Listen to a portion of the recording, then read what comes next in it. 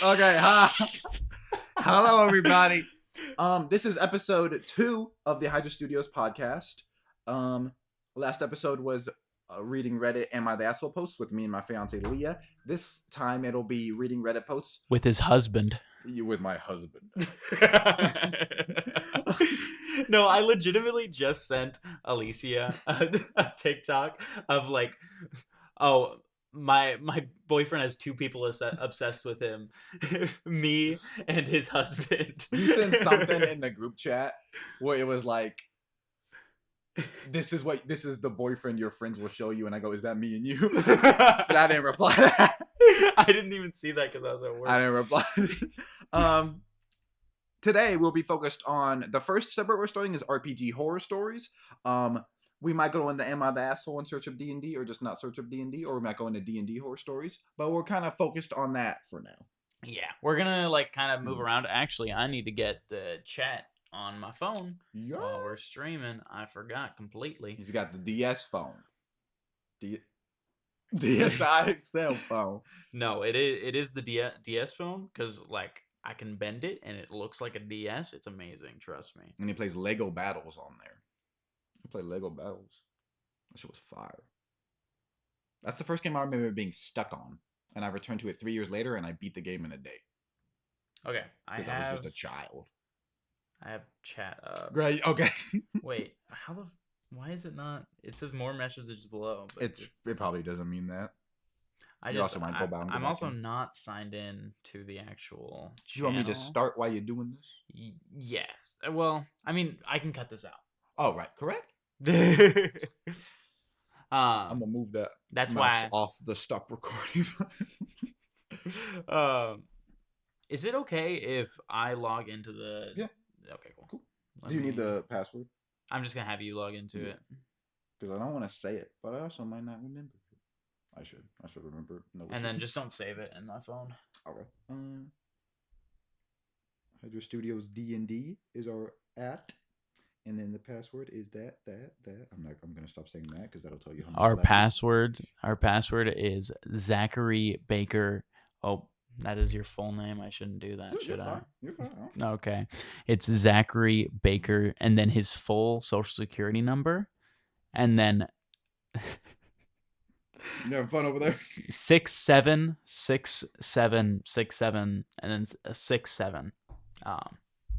That's the full password for our D&D Twitch channel. We really feel like we need to invest in the 6-7 meme like a month after it's not funny anymore. We think it's really pertinent. Enter for our business the code from your email. The quickest way to get to my email will be right here. Nastin's gonna see all my private business emails. If it makes me log in for some reason, I swear to God. Donation from the Trump family. From the Trump family. Yes, that was me. Wait, no. No. Thanks for. I think it's ready. It just says thanks for confirming it was you. No, just. Oh, you need to. This Google account spam. This is no sanctuary. Is that not the one? No. It's not. I'm gonna dog. We have done so much shit in the past 10 minutes before stream with passwords and emails and I have not helped with any of it. It's just been him doing it. Well, I don't have all the information. I should remember. No. You can do it. I do not care. It's the same large-breasted woman who comes up when we open the Hydra Studios. I didn't know you were just gonna rip that out. What's her name? We'll get some. I don't remember. That was the first thing that came up when we first made the account, and it has been there the entire time. The Twitch streamer's name is Faith. Twitch is really promoting you. Good job. And it asks you what you're interested in, and I entered D&D, TTRPGs, just chatting. So and we got. That means that the Venn diagram between TTRPG nerds and losers is a circle. Okay, there's chat. Okay. Didn't one of them literally say chat was pulled up? Yes. I'm confused. Well, she's probably saying that it was up and then they went to get it. Why did we log in on your phone? Oh, so you can ban anybody or anything you need to do like that, probably. Yeah. And also, chat, I couldn't pull up this screen without being logged in. Oh, that's silly. This is the creator dashboard. Great. Yeah. Actually, I could have. Never mind. I figured out a way I could have done it, but it's fine. This is the better screen anyway. Okay. First story. We have both only read the title. It's a shocker. Is it? I need you to prepare yourself. Is this too bad? I don't. No. Okay. It wasn't too bad for Reddit. 12,000 upvotes. It'd be one thing if we were like talking about this subject in like a TTRPG video. I found the group chat about trying to sleep with me. This might be a little long. And no, it's like super long. A few things happened during the campaign. First off, for the longest time, I was the only girl in a party of 7. I don't wish that upon anybody. Although this isn't as dramatic or as awful as other stories, it still makes me angry when I think about it. We are now in chat, and I see both of you speaking now. I don't know why mine didn't update until right now, but I can now see you. The Ashton issue. It was a skill issue. About 3 years ago, I made a post on Instagram offering to DM 5e for anyone that was interested because my previous party had split up after leaving college. I was quickly approached by an old high school friend, Jack. Jack was always very sweet in high school, so I agreed, and we all met at his flat that weekend to play a few non-D&D related games together and get pizza. After a few hours, we started talking about character ideas, rules, etc. I suggested we talk about our boundaries in game so everyone knows what we were getting into. I'm a relaxed DM. I don't mind if a player decides they want to sleep with the barmaid as long as it doesn't fuck with the game. The only thing I said I would not do, period, was graphic assault. Or the worst word. And that's like such a fair ask. Yeah. Such like a basic bare minimum ask. I don't think that doesn't never need to be in media, but I do think a group improvised roleplay setting is not the...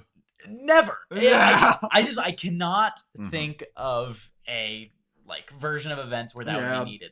You can be like they said this to you and it will have the same effect of making the players hate that person. Or if it's a backstory element and it's only verbally discussed. Yeah. And that is something that the player themselves would have wanted for their character. Yeah. And that's something that you would accommodate. Oh yeah, the amount of stories where it's like this guy did to me. Awful. Yeah. No. Awful. Do you want to mute your notification? Yeah, you're probably right. My bad. You're fine. Thank you very much.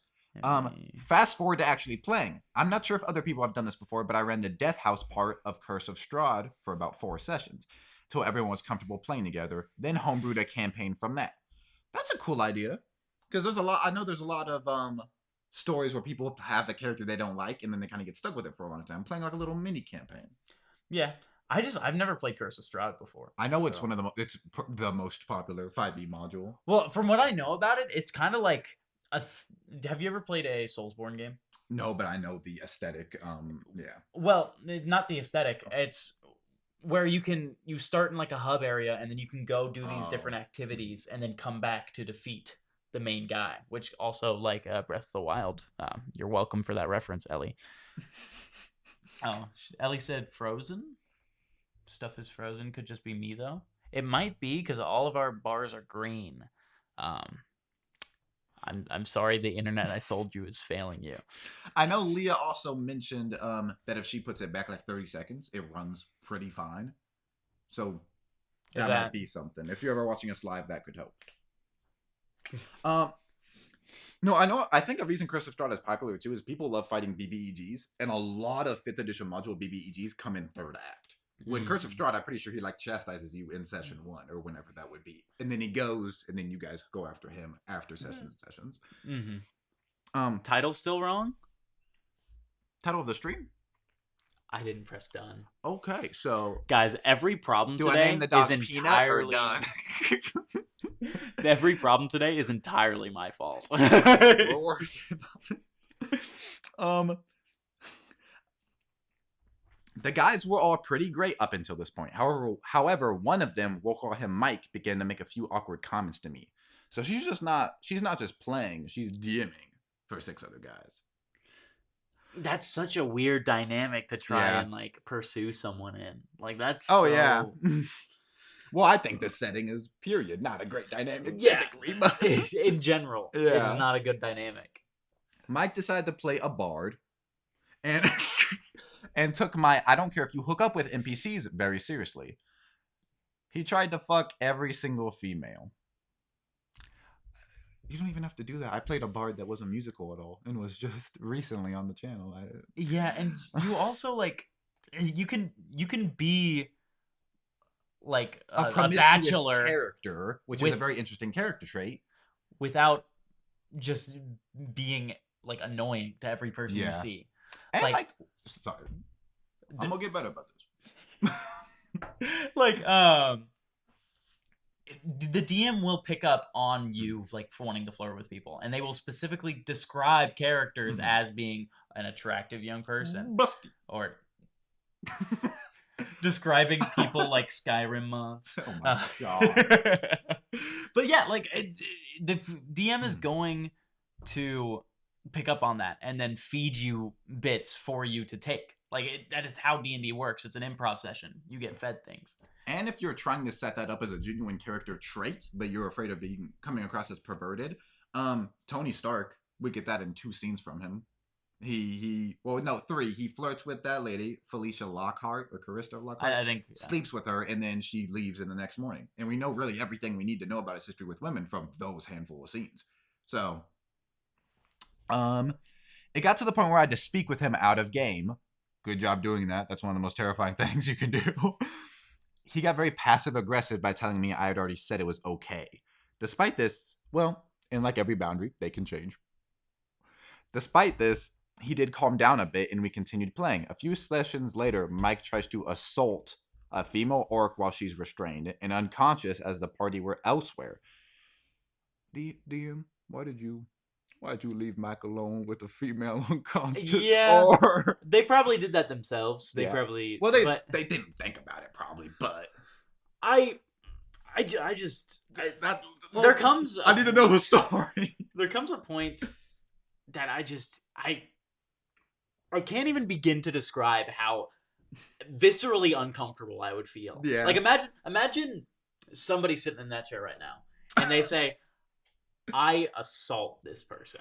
Like just gone. You guys They're don't out of see the it, but room. right down here I got something. If anyone's an issue. No, yeah. And also, this is another terrifying thing that's probably going to go on, but sometimes you got to say, no, that doesn't happen right in the moment. That's probably not what's going to happen, and that's understandable, because just like talking to someone out of the game, that's difficult to do as a DM. But let's read it continuing, I assume. I'm not even sure of his motive here, but he tried to make his explanation of his actions vague enough that they weren't specifically assault, but they obviously were. We'll anyway. DM where we want to DM. Sorry, I'm responding to Ellie. Yes, sir. I read ahead on accident, and oh my god. Okay, paragraph. I stopped. Beginning of paragraph. Beginning to paragraph. Beginning of Oh, paragraph. right. I stopped the game immediately and told him if he didn't quit it and he was out for the rest of the session. He laughed with his buddies and then stopped. Later that night, so they're all okay with it. Sorry. Later that night, he sent me a hand-drawn picture of an orc, clearly modeled after myself, with his character grabbing her boobs. I told him that shit was inappropriate and he wasn't welcome at the next session. That next day, he called me in tears, saying he was really sorry and had drank way too much the night before. I drank too much, time to bust out the pen and pencil. He also admitted he had a crush on me, but didn't know how to convey that. How old are you? I politely told him I was flattered, but not interested, and let him back into the party. The rest of the party had been trying to convince me to let him back into the game because he hadn't done that much wrong anyway. Yes, I'm an idiot. Apart from that event, I had been having fun with the campaign. Mike is no longer a douchebag at the sessions. He's quiet, and one of the guys tells me that I embarrassed him, and now he's struggling to connect. Not my problem. Not your problem at all. No. Fast forward a few more weeks, and things are getting weird again. 2 more members of the party have attempted asking me out on dates. 2 more. So if there's 7 people and you're DMing for 6, half of them. All women should be allowed to carry handguns that are fully loaded. Government issued handguns. whole party gotta go. The entire party is out of here. Because if this is happening and the other three haven't said anything, they are complicit. This is 100%. And if you hear that first situation, and this is only 3 years ago, and this was posted 6 years ago, so this was 2017. It's not like this happened in the 90s. It's so infuriating. Like, absolutely. The sessions are now a little awkward for me because all of the guys are flirting with pretty much every female NPC I place in the game. Slowly but surely, within a week, another guy confesses his love to me. I'm no longer enjoying the session, so I plan on finishing up one story branch and then calling it a day with the campaign and leaving. Not even a day later, Jack sends me about 20 screenshots from a private group chat of the boys. This is scary. Like, not scary like social scary, like safety scary. That's 6 people that are attracted to you that you're alone with. Grossly attracted to you. They literally had bets on who could sleep with me first. The entire group chat was discussing ways they could flirt or seduce me. A few screenshots of my own conversations between them, etc. It was so awful to look at because I thought these guys had actually been enjoying my sessions, but I was basically just there as a game myself. Jack told me he was incredibly sorry he hadn't said anything sooner, and that he was about to pull out of the campaign because of them. I told the party over Discord that I knew what was going on and I was disgusted and would not DM for them again. I think I added in that none of them were even close to being physically attractive to me, and then I left. It's been a while since this happened, but I still haven't heard from any of those guys again. I assume this happened in college, because this is fraternity type behavior. Quick edit. Sorry, I know this is annoying to read, but some lovely stranger gave me a gold. Thank you so much. This is the first time I received anything like that, so I'm not sure how I should respond. Jack. Way too fucking late. Entirely too fucking late. Like, what are and we... you know what? He was probably trying to get something by Because why would you take so many screenshots and wait so long and be like, oh, well, I was about to leave the campaign. Shut the fuck up. Holy shit. No, you were not. You would not have waited that long. The first time that someone in your vicinity speaks like in a way that puts a woman down, you can't just be like, oh, well, I'll give him a few more chances. No, you shut that shit down. You can't be like, oh, well, I teach fine. Yeah, I'm Kermit the Frog here. Yeah, like, everyone is agreeing. Yeah, that's scary. Like, genuinely scary. Like, horrifying. That needs to be made into a horror film. Yeah. Snapchat screenshots. Yeah, there's so many screenshots of things. So this was posted, I think, to Facebook. And screenshotted. It's only a little. My players used a wish spell. Oh yeah, opinions on the last story. Genuinely, we'll probably be like, kick them out the game, kick them out your life, kill them. Legitimately, you're not safe with interacting with any of those people. 100%. Personal safety. Death, yes. I'd absolutely kill them, erase them. We at Hydra Studios do condone the execution of monsters. Yeah, 100%. And the important thing is, you cannot allow people to treat you poorly, even if it's to play a game like D&D. Like, it is very understandable, like, to deal with some like minor things so you can play D&D, because not everybody's going to be perfect. Like, somebody might have some kind of issues, but when it's your safety or it's your emotional health, you just can't deal with that shit. It is not worth it. I'm happy that she did a lot more than I've read about people doing, with saying, hey, stop that, you can't come specifically. Yeah, she did a very good job. She did very good. She gave them more chances than I would. Yeah. Assault on an NPC. Believing in people being gooder than they are. Yeah. Okay. My players used a wish spell. The GM has great latitude in ruling what occurs in such an instance, of course, like as the wish spell exists. The greater the wish, the greater the likelihood that something goes wrong. Please help me figure out what goes wrong. I don't know if you need to punish them. I guess we'll find out. Yeah. So my players had a really tough fight this week. One of the NPCs is dead. The other PCs are probably about to die. There is little hope. One of the PCs has been hanging onto a wish spell for over a year of real time. Campaign's been going on almost 2 years. They're in the dungeon of the Mad Mage. The wish was, I wish for my whole party, including dead PC, to be transported to Skullport. I don't know if you need to backfire that. They want to all run away, and one of them's dead. They have to go find a cleric. Some ideas I've had so far, party gets teleported. This is the horror story. This DM, I guess. I'll read the comments to confirm that. Party gets teleported back, no gear, no money, no clothes. Dead body next to them when they instantly arrive back in town. The cleric is high enough to revivify, but she won't have the components if they end up in town with no gear. She gonna put a naked woman in your world? Alternatively, the party gets transported back along with the creatures that are currently fighting. That's not what they said. Maybe they show up back in the middle of Xanathar's office and the dead body drops right there in the middle. A bar would work too. I'm probably let them keep their gear in that case. I have a week to come up with this too, so I thought I would seek some help. Maybe even mash some ideas together. What ideas together? What do you folks think would be a good way to have something wrong? If that is too much of a wish, what isn't? Yeah. And also, why does something need to go wrong? Yeah. You're not running that level. You're not running a masochism campaign. They didn't even say kill him. If you use your wish spell, because anytime you use wish, there's a 33% chance you permanently lose it. So if you use wish, kill him. That wouldn't even be ridiculous. They're using wish. Can we run away? Yeah. I don't know. That's such a very good wish. They're probably doing that wish because they know that you would punish them for anything else. And even that is too little. Top comment. I wish your DM... Oh, fuck. Your party should have wished for a new DM. Yeah. That'd be... Imagine using the wish spell and saying, I wish someone else sat in that seat. Oh my god. I wish another thread was in charge of our destiny. Yeah. Well, also that's kind of a insane. That's that. Depending on how bad they were, you can also replicate any spell using wish, 8th level or lower. So true. If you're ever in a difficult fight, you can use wish, or you can. It's. I don't think you don't have to know the spell either. It's any spell. So if you're like a high level wizard, you can revivify pretty consistently. Oh yeah. No, yeah. A lot of old school DMs view it as still the dungeon crawler. It's DM versus instead of trying to tell a story.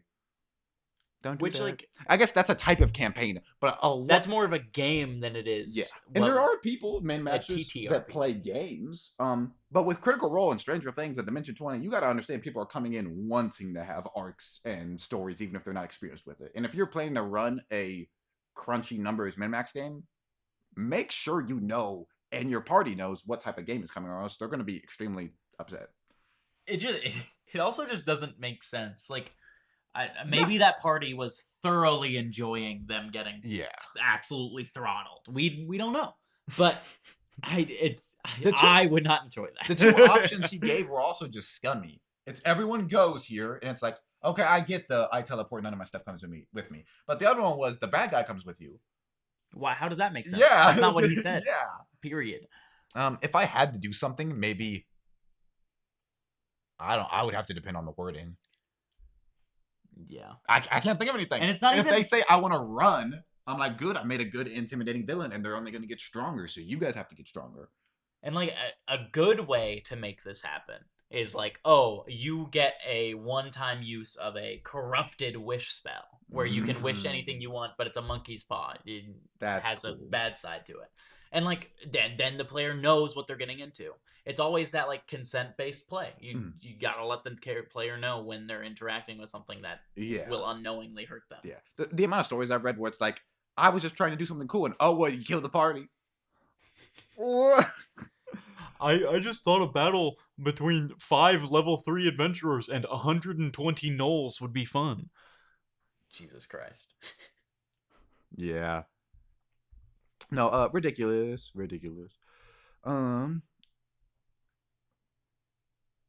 So, I was wondering how long it would take until we ran across something that we could really give personal insight on, and we're at it. This is my friend's character sheet that I stole. So I'm just going to read some things here first. And we have personal insight on this because we have played with people that have ridiculously high, physically impossible amounts of health, stats, things like that. Because everyone knows it's fun to. That's a completely. So I don't think we've ever said it before on the Mhm. channel. So just for a bit of context, we had a Correct, yeah. campaign Mhm. that ran for 5 years, 4 or 5 years, somewhere. Early 2022, late 2021, we were sophomores or juniors in high school. It also got stunted. It could have been 2 years longer, but it got stunted by the start of COVID.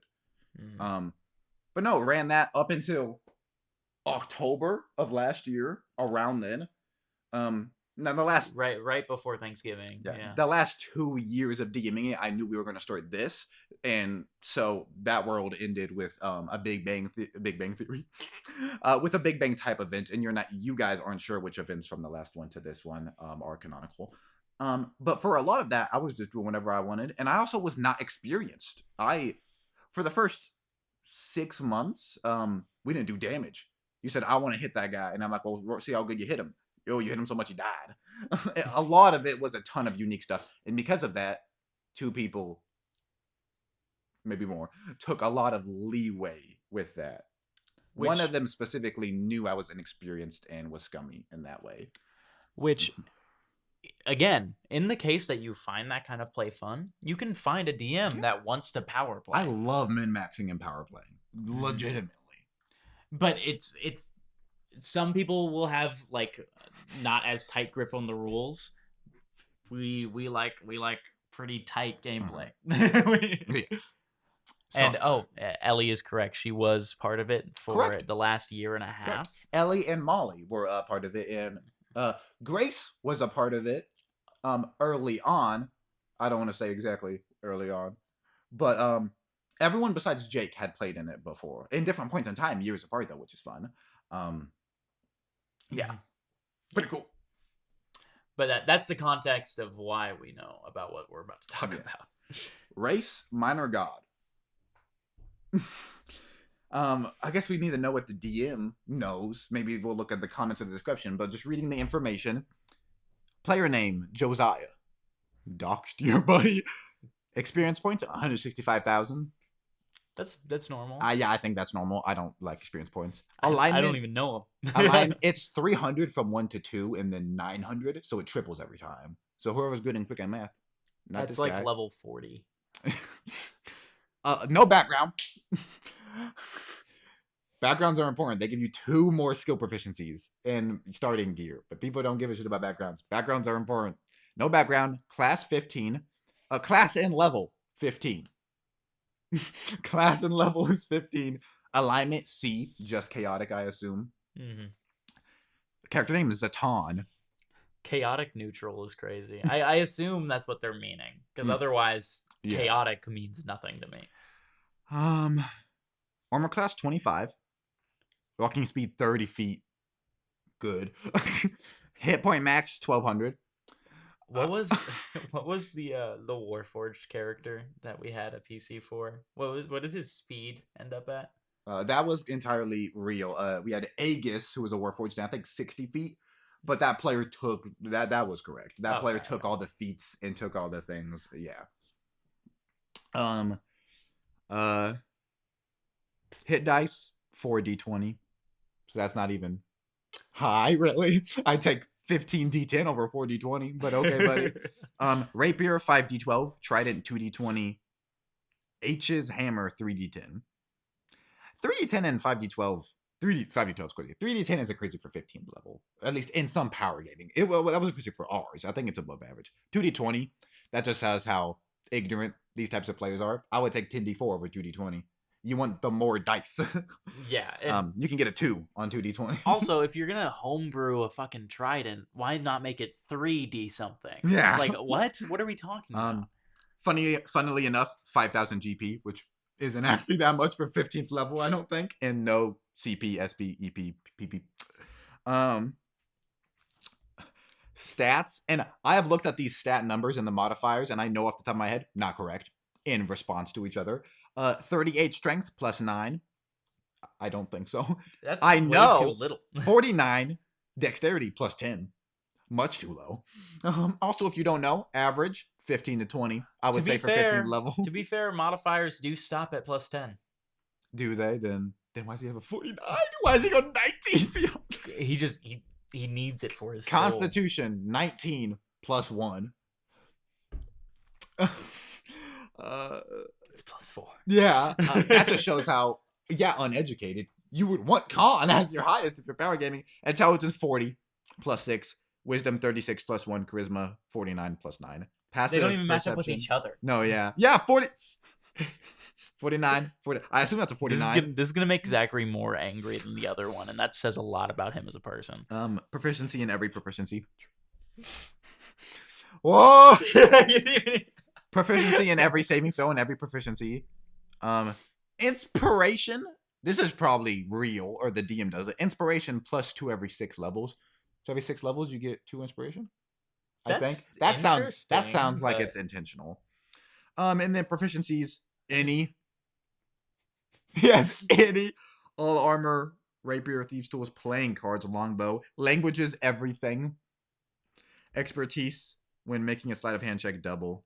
Okay, so he's just got 1 expertise. Like it matters when it's under proficiencies all. Yeah. Okay, let's see if there's any. No. That's all the guy sent. He sent the photo, and got one of the highest upvoted things. It's so easy. His class is 15. Someone said the numbers, Mason. What do they mean?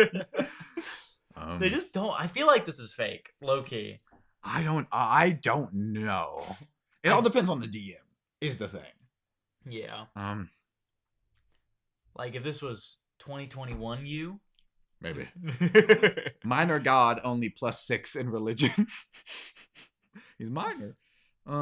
Good thing he's only a minor god. That would be too OP if he was a major god. Now show me that pristine, never been used backstory page. Dude, you flip that paper over. There's like 3 anime eyes that have been drawn after like 3 months. OP, you left too little info. I want to know the horror story behind these numbers. Reply, I am in the campaign. The DM gave this kid, that could be an insight, a multiplier of ×2 in every stat. So I wonder if he just wanted big numbers. I mean, but even then it's a +9, meaning he'd have a 30 normally, which is is crazy for level 15.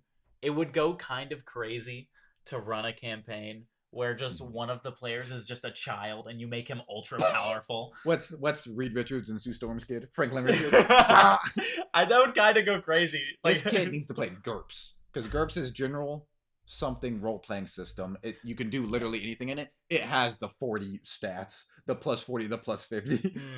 Mm-hmm. He let him roll, then multiply it by 2. The DM literally said the rules don't matter.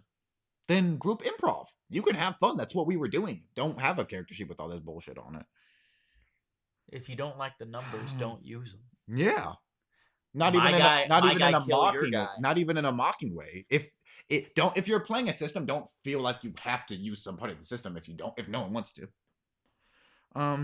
Overpowered 6-year-old who just wants to throw sparklers. Yeah. I agree. Let's throw sparkles. I apologize.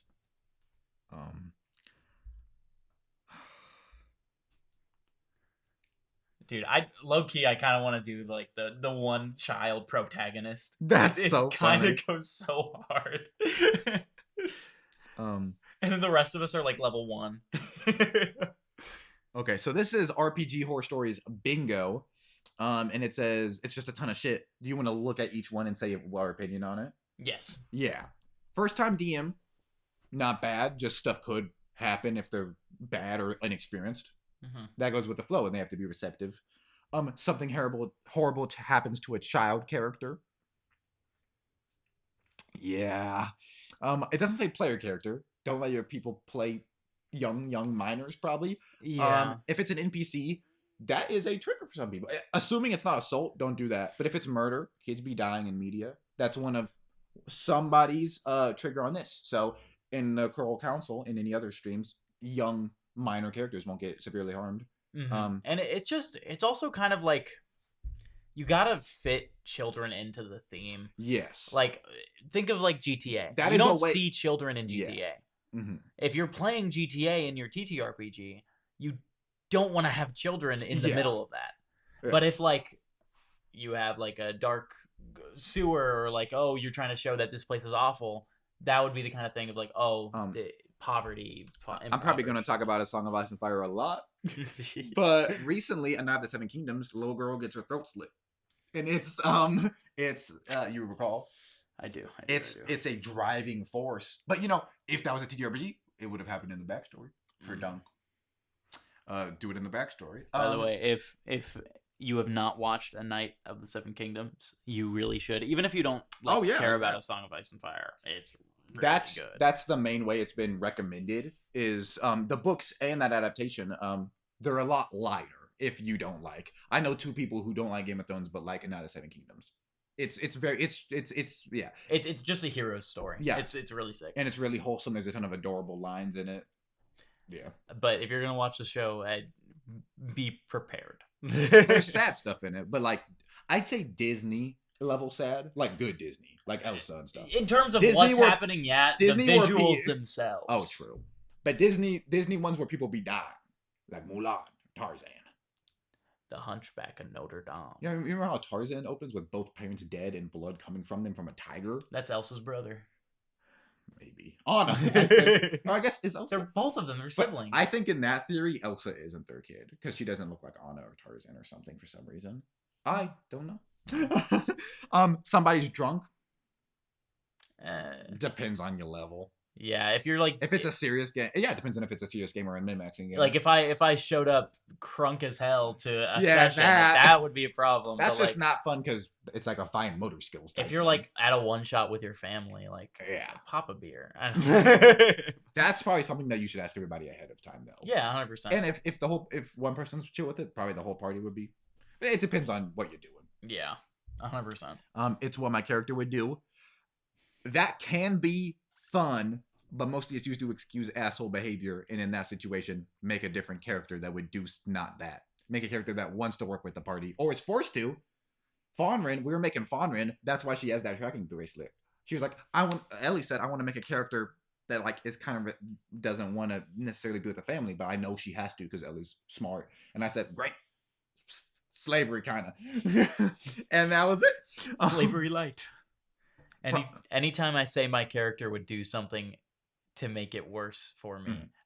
Anytime I say my character would do something, I end up making it worse for me. Yeah, that is how it's supposed to be used. Just like the previous one, there's a good side to that of saying, oh, this is not going to benefit me, but my character would do this. No, this next one kind of goes hand in hand with that. Problem player is chaotic stupid. If they're only doing stuff for this is what my character would do, that doesn't affect the actual, or it does affect the story, but not in an intelligent way. We had one of those before. You guys, you're the only one that was there for this of the people that we stream with, but you guys broke into a city of slavers, freed all the slaves, and they were like, yeah, let's revolt. Wasn't deep.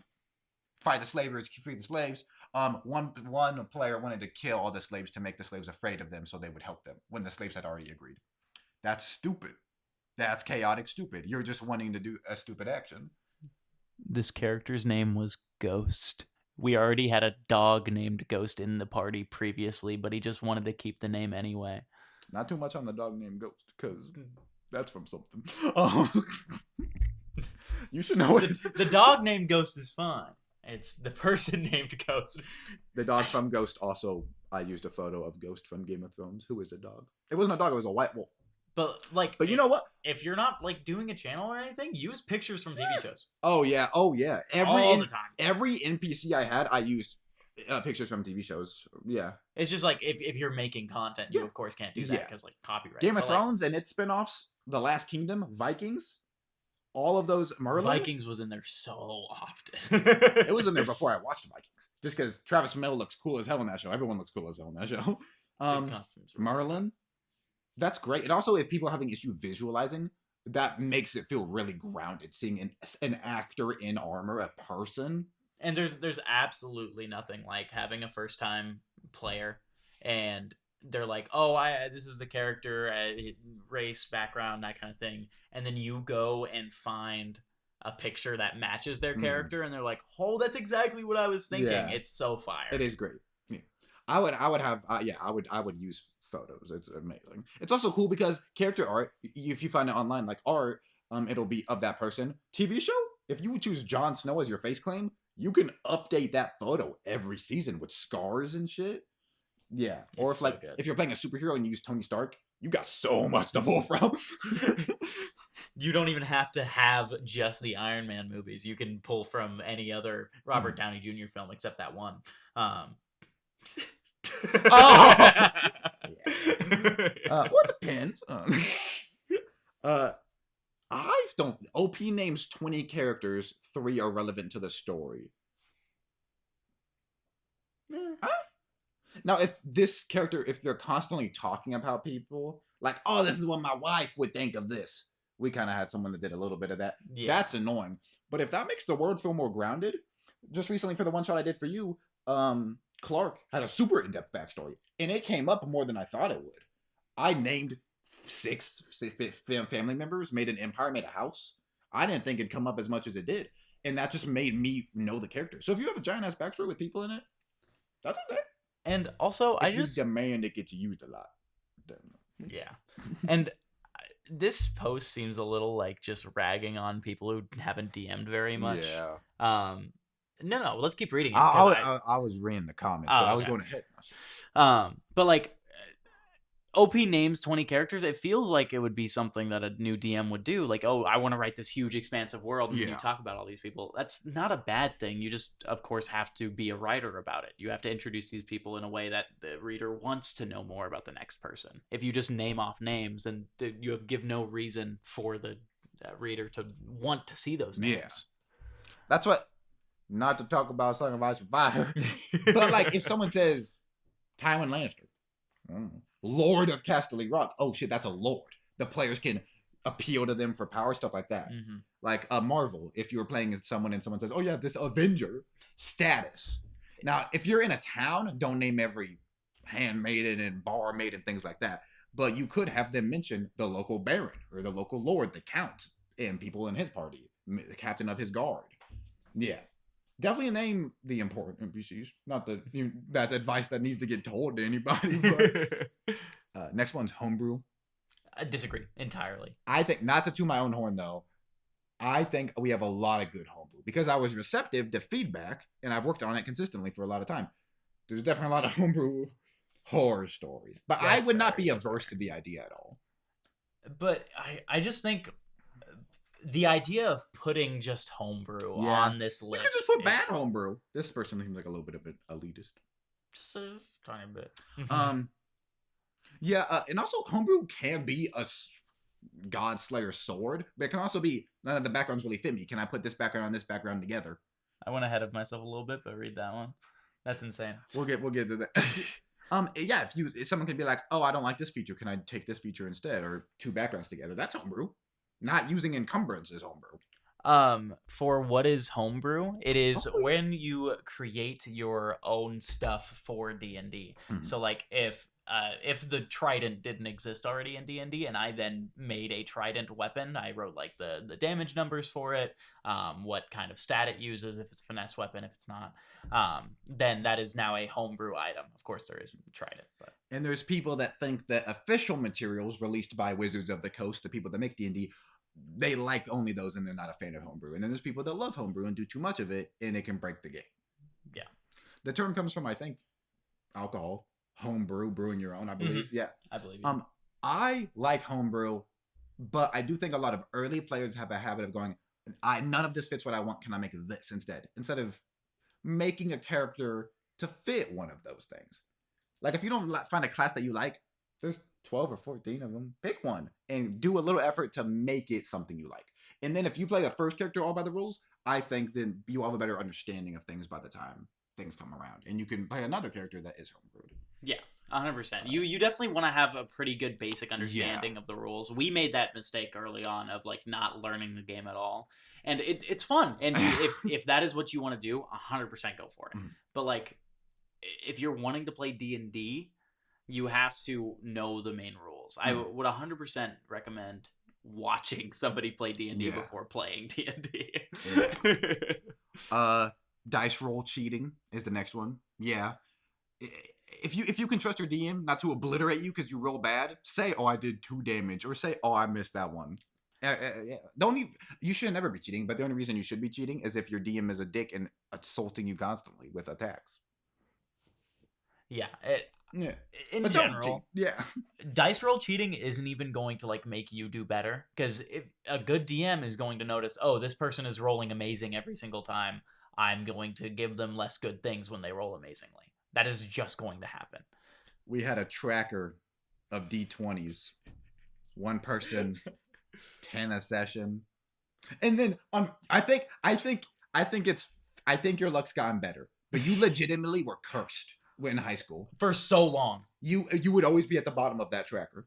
But now I get like 2 nat 20s a session. It's insane. I did your penance. And failure is good. So many people fail. Luke Skywalker losing his hand is always the one I use. I see you said check on watching D&D. Gotta find a DM now. That is extremely difficult. Yeah. Hold on. Well, no. Let me finish my statement. Yeah. It is extremely difficult. That's why I recommend becoming the DM and then getting your friends into D&D, and then you can convince them after they've played to DM. I'll tell you what, the people that have a passion for D&D and the people that make the most characters are DMs. 100%. I would recommend also online if you're into that, but if you go to any D&D party, there's a party that's looking for a DM. If you just want to play, offer. And like I said, I wouldn't call anything I DM'd good until 3 years into DMing. If you're having fun, that is what matters. And if you're telling a story you like, that is what matters. And I if you've never played, that's completely fine as well. Legitimately, the player's handbook for D&D, wherever you can find it, don't know where that is. If you get it from a store or somewhere else, legitimately reading that player's handbook or even Dungeons Master's Guide, I believe that's what the yes. Reading either of those are pretty good like identifiers for how you should be DMing or how you should be directing the players for the player's handbook side. It does take a little bit of like research and looking stuff up and figuring it out. But even if you have like a basic understanding of the rules, or even under basic understanding of the rules, you're still gonna have a fun time playing the game because it's you playing pretend. Additionally, D&D 5e Wiki is an incredible website. It has literally, you might have to find it because there's things with similar names, then that's annoying. It has like a dirty brown, green, and bleach aesthetic. That's the two colors. It has every 5th edition material ever released. Every official class and subclass, but also anything released in Unearthed Arcana, which is like the testing magazine ground that they have. There's so much experimental shit that they did. The city domain for the cleric, when Cyberpunk got big and they made the city domain, literally everything that's ever been released. And they're working on making a 6th one or 2024. But from what I've seen, the additions to that have taken a while. But 5e, the D&D 5e Wiki is the name of the website, and it has everything you could ever want and more. Every spell, every version of a spell, if there's multiple versions, spell lists, it's incredible. It's really good. Mm-hmm. Yeah. Oh god, I was gonna say something. For if you're trying to find other people to play D&D with online, we are making a server where we're gonna bring people who like D&D to one. We're pretty busy, but we like to try and join whatever we can, or just talk to people in there. So if you would like to join, we can have somebody send the link. I can do it in just a second. Yeah, I'll actually just send that right now. But yeah. Next one that you saw earlier, furries. What's wrong with that? If you're having fun, I'll go. Like, it's a furry party. Like, I just don't see the problem with that in any case. Like, why would Room's gonna be hot as hell if everyone's dressed up? You're playing an anthropomorphic animal. Yeah. I'm playing. I'm trying to think of any of the animal races that you've made. Garilius is gator folk. You're playing. No fur on that one, but Tabaxi, Leonin, official one. It's called a scaly. Yeah. I forgot to open up the Discord server so I could send the link. That was the main reason I opened my phone. We are unique in the fact that we had a ton of animal folks. Just because I think everyone was used to official races and they wanted to play unique. And the first couple of races homebrew I made were animal folk. We had a spider person, cat person, gator person. I think it was pretty cool. And because of that, a ton of the lore is dependent on animal. That's another thing too. Let the party shape the lore of your world. We have a country that's ran by a little raccoon man. A country. He played this little raccoon man in the past.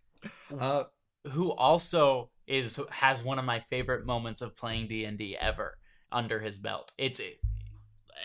This is a completely off topic thing, but like it makes me want to talk about joke characters.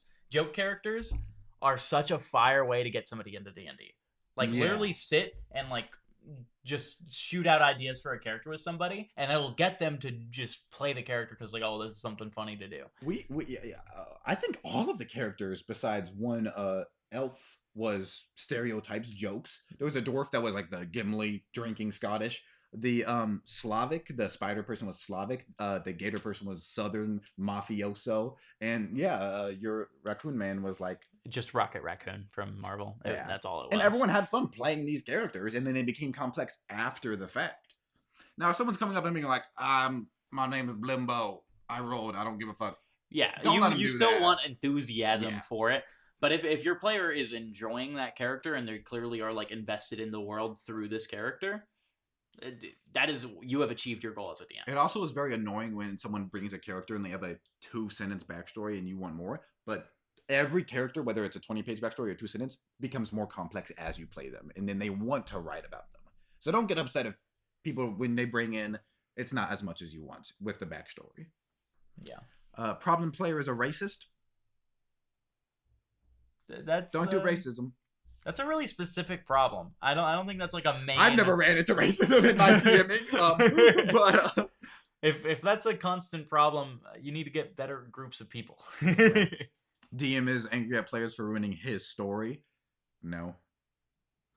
Now, I think when people have a habit of saying, just write a book, you can plan for stuff to happen. Definitely. Don't think that if parties complain about railroading and you don't think it's railroading, talk with them, stuff like that. But I think people have a habit of saying, oh, so I can't plan nothing. The fun part about DMing is you make the crucial points. Don't make it this whole big scene where your character saves the day, your DM NPC. You get to write this whole complex story, and then at every interval put whatever they do happens, whoever they choose to kill. And then you have branches. That's literally the thing about D&D. That is what makes TTRPGs unique. So yeah, you have to play into your genre and into your system to have fun. Don't take away what makes TTRPGs fun. Let them make the story. And with the arc they choose, not the arc you have pre-planned for them. At its like most simplest level, D&D is just group storytelling. Telling. That is all it is. And that's why we had so much fun when we were doing classless all roleplay. It was very cool. I do want to try at some point in the future to do a heavy roleplay low system game just to see what it's like. What is ERP? E-roleplay? Erotic roleplay. Oh. Same as furries. It's up to y'all. It's up to y'all is the correct answer. You need copious consent from everybody involved, additionally, just to be clear. If that happens without everybody previously knowing about it, then yes, I agree that it's a bad DM sign. But DM actually kicks the problem players. So this is a bingo thing, so it's just stuff that happens. So this isn't everything that they're complaining about. That's a good thing. DM kicks the problem players. I have a bad habit of not kicking problem players. You've gotten better. Yeah, I think so. But the 3 main problem players we had in our long game, I waited until they left. And then I just didn't let them back in after they asked. Each one of them was an asshole to people that they played with, and then I waited until they left of their own accord. The reasoning for kicking somebody out before actually just letting them leave themselves is the same reason why you should break up with somebody rather than waiting for them to break up with you. Correct. Legitimately, the enjoyment of your experience as a person. Yeah. Problem, and then this is another bingo thing. Problem player is awful. OP keeps playing with them. It goes hand in hand with the last one. Casual assault. No. Bad. Problem player lacks personal hygiene. I don't think we've ever ran into that, have we? No? Okay. Weebs. If there's a ton of anime TTRPG stuff and supplements. If there's one person that's going, oh my god, or whether it's anime or you're playing Vikings, conform to whatever the story is. Yeah, and in any case, if somebody's like forcing in themes that don't fit the world, that is always going to be a problem, no matter if it's anime or anything else. PvP, if it's just people being immature, sure, but we've had a ton of PvP and it's been amazing. Because if it's part of the story. Yeah. Problem player is shocked to discover women play D&D. What year is it? I've never ran near anybody like that. Yeah, no, never that bad. It's sometimes it's like some offhand comment. But... Yeah, or like they think that the way the dudes play them is more noble than the way the ladies play it, or something. How are you gonna like D&D? How are you gonna play D&D and not like anime? Exactly. Yeah, it's nerdy shit. Every nerdy shit's on the same level. You can't be like, you like My Little Pony, time to boot up Minecraft. Because in your head, Minecraft is above. No, everything's... Let people enjoy the stuff. Even playing Vikings or pirates or magical girls, I'm gonna have character traits from some of my favorite anime characters. Yeah, and anime's awesome. I get if you dislike anime because weird shit, but JJK, incredible inspiration for D&D and JJK. And I'm a casual JJK fan. I'm not a giant fan. I see anime fans who will make fun of other anime fans for watching other anime. Like if you make fun of people for watching JoJo's, you're a loser. Absolutely a loser. Bogos? JoJo's. Oh, I just said Bogos Stray Dogs. I have not watched that. Leah is a fan of it. She would recommend it. Is it Bungo? I have no idea. I can't remember. I haven't seen it. But if she's in, she might not be in check because I think she's working. I think she was on a break earlier. She was here earlier. I will ask her if it's good. I've heard it's gay. And then like not like I'm saying that as a bad thing, like it has homosexual men in it. Paladins acting like Space Marines.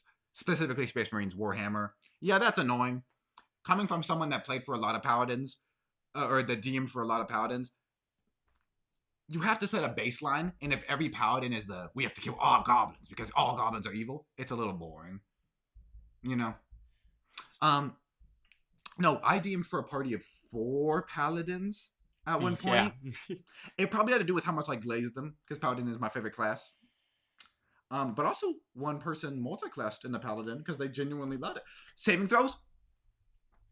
What were you about to say? Sorry, I love Full Metal Alchemist. Thank you for mentioning it in the chat. I appreciate that. Incredible inspiration for fantasy.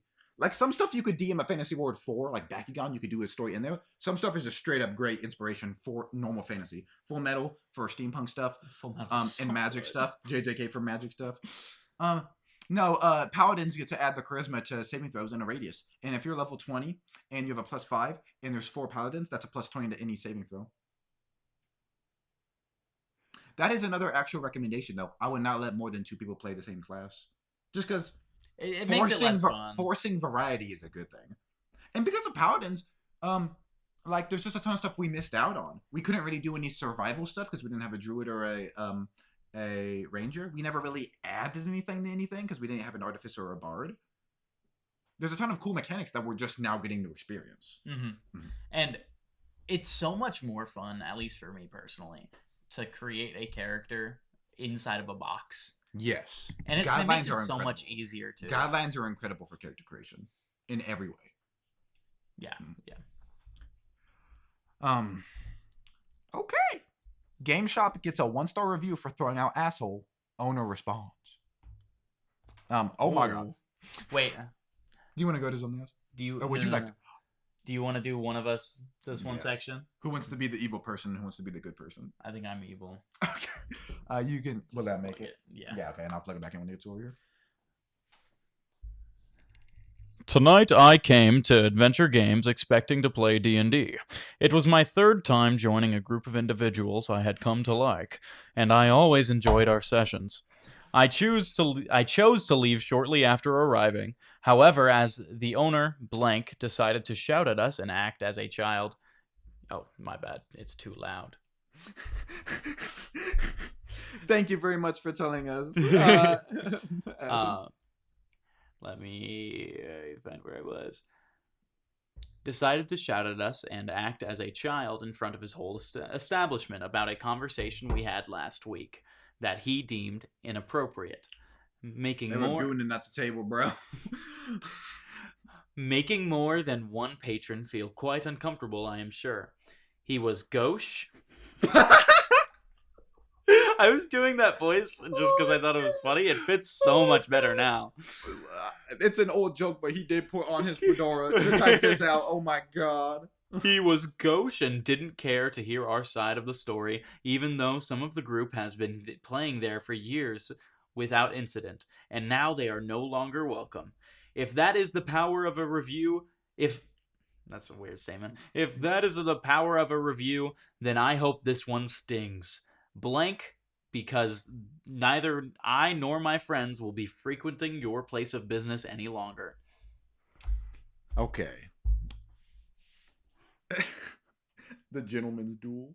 No, I have to say, you are correct. We did in the conversation your D&D group had last week about. I want to be clear. I don't condone any violence towards women. We did deem the conversation your D&D group had last week about beating up women and getting around a strip club's no touch rule that you could assault those women as inappropriate. This is when you mentioned being This an is ally. Ashton's character. But when you say that you are an ally, this is what you have to do. These are the actions you have to take if you are in a position of power. Yeah. That's another difficult thing for DMs to learn. If you are letting people continue to be predatored upon, you're all failing. Why are you saying no? What's that? Just probably what I said. Oh, I would imagine. But we have a strict no tolerance policy about such matters, and both players who engaged in the conversation admitted they were in the wrong. So cool. Their actions were a clear violation of our store's code and conduct, and the rules set forth by Wizards of the Coast. So this was an official building. So there was no need for us to hear anyone else's side of the story. I'm sorry that Blank's reaction made you uncomfortable. Maybe you can begin to understand how the 13-year-old girl and her father felt when they were put in such an uncomfortable situation. They got up and left during the middle of the session. So they were playing. They weren't even just nearby. They were playing. Don't bring your 13-year-old to play with random men. What we said earlier about death. This one, God. Yeah. Zeus. We have continued to have such problems with this group for several years, which I'm guessing they forgot to mention to you. However, those problems pale in comparison to the horrible things that were said by not only by players in the group, but by the DM who is supposed to be leading the group and being responsible for the session. Since we work very hard to make our space safe for everyone, especially women, we feel it is in everyone's best interest for you and your friends to not return to the store. I agree. They should not return to the store or their homes. They should be sent to the cemetery immediately. What are you doing? That's illegal. Yeah, that's. I don't know. Child endangerment is the correct term. Yeah, but there's another term for it. You can't go up to a 13-year-old girl and talk about beating up strippers. No, that's gotta be illegal. I imagine what this must look like to people who don't know Wizards of the Coast is a company that publishes D&D. The Wizarding Council of the Sword Coast has ruled that there shall be no inappropriate touching of strippers. Damn right. That's so wild. That is so insane. Oh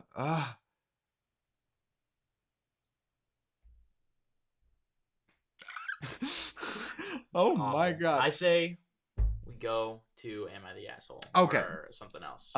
If you guys have any subreddits that are really good, yes, you can also say them.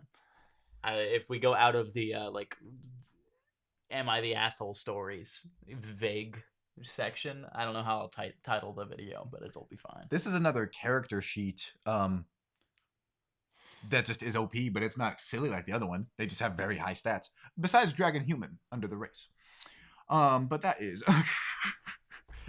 This was a public place and an official building with rules against what was being done. A 13-year-old should have been safe there. Yeah, exactly. That's a good point. That's a very good point. I think that's probably in response to me saying, don't let your 13-year-old play with random people. That still might be the case, but yeah. You would assume, and you know what? They got kicked out, so that place is safe. Just make sure you're report to proper authorities, which is what you should do if you're playing too. You should tell the DM when shit happens. And Because if someone's being creepy to you, they could be being creepy to other people. Responsibility to tell people. this is for like any hobby that you can join that has like a community that you can join.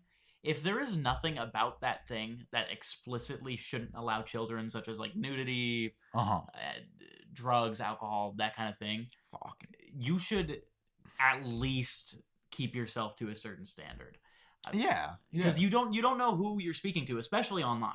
Like usernames, you don't know who you're talking to. You don't want to be doing awful things when in your Discord server, let's say, to apply it to us, you don't want to be saying awful things because there might be just a 14-year-old kid there. You will be safe in our Discord server. We have gotten rid of multiple people in the little time it's existed. Report to any of us. Not that if you're 14 you should join it. You shouldn't, but yeah. Yeah.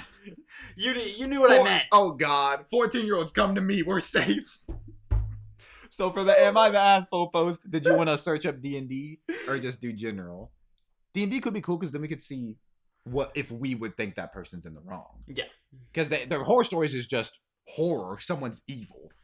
D&D. DMD. I believe that is a methamphetamine.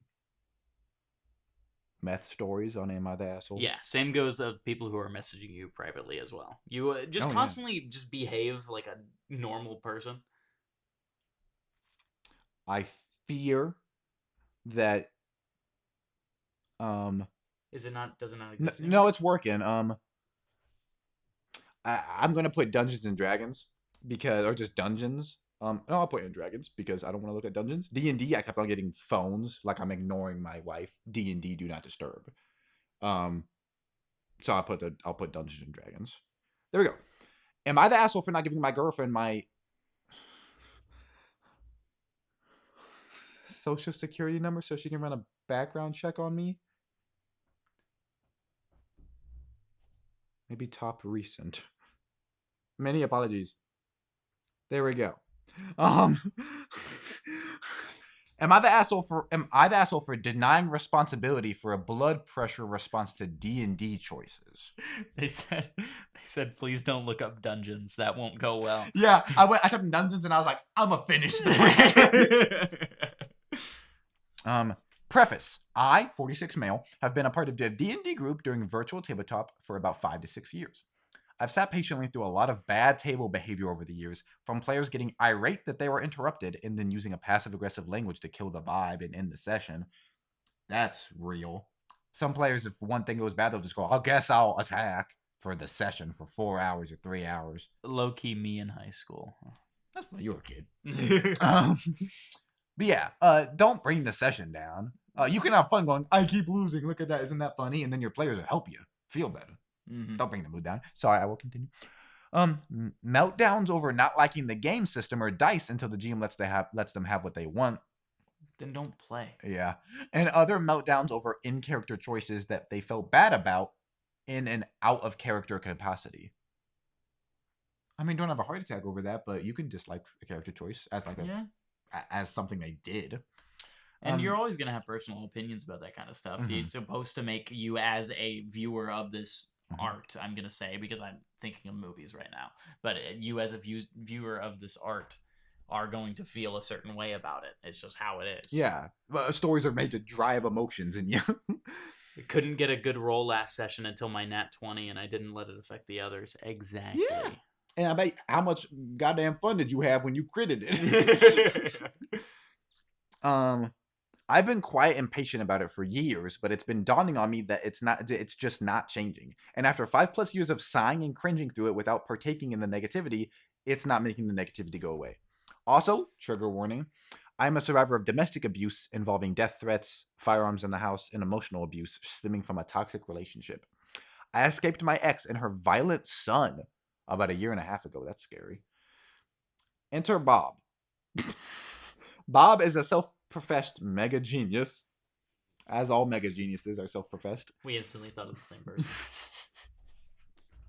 Who claims he was doing quantum physics in 3rd grade, claims that on the Day 9/11 happened. He was in college doing a science experiment about how much fuel it would take for a 747 to take down a WTC building. Yeah, and in elementary school, I also told people that my dad worked at the Skylanders HQ. What are we talking about? Bob also likes to make main character syndrome characters that make games less fun and forces all of the attention on him. Not to reference A Song of Ice and Fire. But I think people have a fear. Many apologies. I have no idea. Hopefully that's not super loud. I'm sure that That's busted not. eardrums. I am very sorry. I don't think it did because we don't have the audio one for the phone. Oh, fantastic. Oh, correct. It would just be. Listen, some of us are busy. We got things to do. Was it a call or was it a? It was an alarm. Okay. A Song of Ice and Fire is extremely good about making. Sometimes you make a main character and people are like, "Oh, well, I just made a farmer's son, and you're a lost son of a king." But have everyone do that. Think of how important John and Danny and Tyrion are. Now it's easy for them to do that because they're so apart. But if I would say for Coral Council, everyone made characters that have main character syndrome. 2 of them direct ties to the council. 1 of them have strong. I don't want to spoil too much, but definitely don't make a character that's a god. But you can make characters that are connected heavily to important people. I'm sure your DM would love that, actually. I've seen someone with halfling luck roll 2 nat 1s on a Constitution saving throw, and he didn't let the group down. Emotional regulation isn't hard, guys. Yeah. That's a thing. That's a thing. You're going to run into that all the time when you're reading these stories. Be an adult. But no, yeah, and I bet if that happens and you're a dick about it, people aren't going to be nice to you. If you want sympathy when shit happens to you, be a sympathetic person. Yeah. Advice for life in general. Yeah. Bob likes to make main character syndrome characters that make the game less fun and forces all the attention on him. And an Ewok Jedi who spoke in a racist tone. I need to know what the racist tone is. They can't just say racist tone. What this person put is like love me long time. I didn't want to say that. So an Asian stereotype. They did tell us, yeah. But was an expert slicer that could code switch into Leet, who he operated off a droid chassis. Leet, that's boring, respectfully. So you're a slicer and a Jedi. Literally, you know who's a slicer and a Jedi? Anakin and Luke Skywalker, the main characters. You can't be good at both. A 40k tech priest that did not want body modifications. I don't know a lot about 40k, but I know that's not the system. Everyone has body mods in that. And had their own personal take on the Omnisaya. Over the That's last, not how that works. If you had your own personal take on the Omnisaya, that's a different religion, and that's a sect, and then you get attacked by radicals. Over the last few years, I've begun to feel like these behaviors on game day were just making things less than fun, and I've been prepping to leave the group. Between all the negativity and Bob, I decided to reach out to the GM. I told him I was getting burnt out on this stuff and was feeling that it was time to move on. Realistically, I was getting exhausted with the people and behaviors and was starting to feel like I was the oddity that I should probably find a gaming group that felt more my kind of scene. Fair. Smart. I'd spent a lot of time asking and what people wanted to do if they felt good about the game, and they always said yes. GM tells me he wants to run Dragonlance, which is a very cool old D&D setting that they haven't released anything new in a while, and asks me to give it another shot. I agree. For those of you not familiar with Dragonlance, there is a race called Kinder. I hate the Kinder. Who are mindless kleptomaniacs, childlike appearance and behaviors, absolutely 100% immune to fear, genuinely pacifistic, 4 feet tall. Kinder are halflings who steal. There's a lot of older races where they're like, we're going to take a trait that differs on each. It's like if they made, I can't use a real example. It's this race, but they're evil. That's not how races work. Like, it's halflings who aren't all good, but you don't have to play a halfling that's all good. So don't make a race that's halflings but evil. It's silly. It just doesn't make sense. Yeah. Anything should be able to be anything. Yeah, exactly. Kinder are neat, but also notoriously played by D&D players who like to troll or complicate scenes to the detriment of every other player. Yeah, don't make a race that's a kleptomaniac. That's gonna just disrupt plot. They're the characters of people who oops and accidentally fireball everyone they play with. They're a menace like Spider-Man. Random J. Jonah Jameson cameo. The GM made a no kinder rule, and we gathered to talk about the game. Naturally, Bob was upset about the no kinder rule. Eventually, I kind of felt like I was holding up fun, so to kind of let the GM know I was okay with loosening the kinder rule for fun, I said, so you were the issue.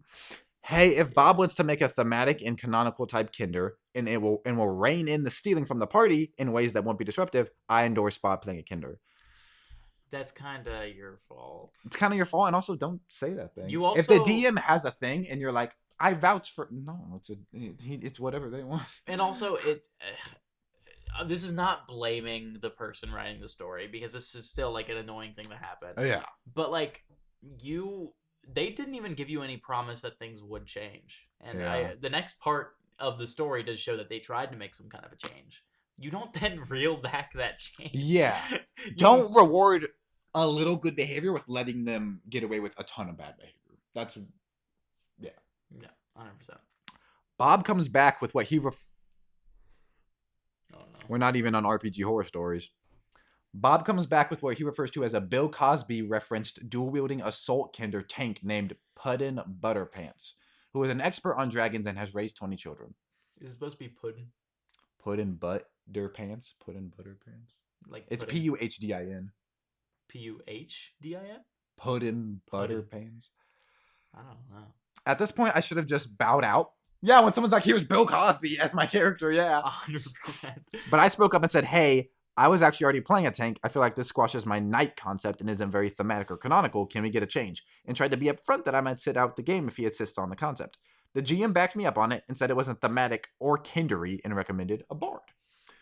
At that point, I was just tired. It's a game. I don't feel like I'm going to have fun, and Bob changes it to Puddin' Butterpants the Bard. I don't want to call anyone Puddin'. It's a Bill Cosby reference. Okay, so maybe we're just young. Probably. And it's Unk. Bob's got to be at least 40. Oh, yeah. He chose the name Bob for the fake name for a reason. I say, hey, I still don't like the Cosby reference, and it's not canonical. Respectfully requesting a change to the name to something non-Cosby. So what basic. A phrase. Name of this episode, non-Cosby. No, I'm not doing that. And canon, to which one other player put a pray emoji in agreement. Here is the full Am I the Asshole incident now.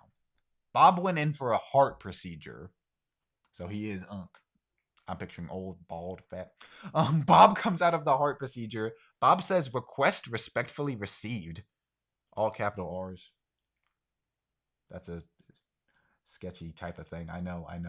A lot of evil people like to capitalize, like, for, Yeah, request respectfully received. An image of him saluting with a snow cone, then request respectfully denied. Shades on.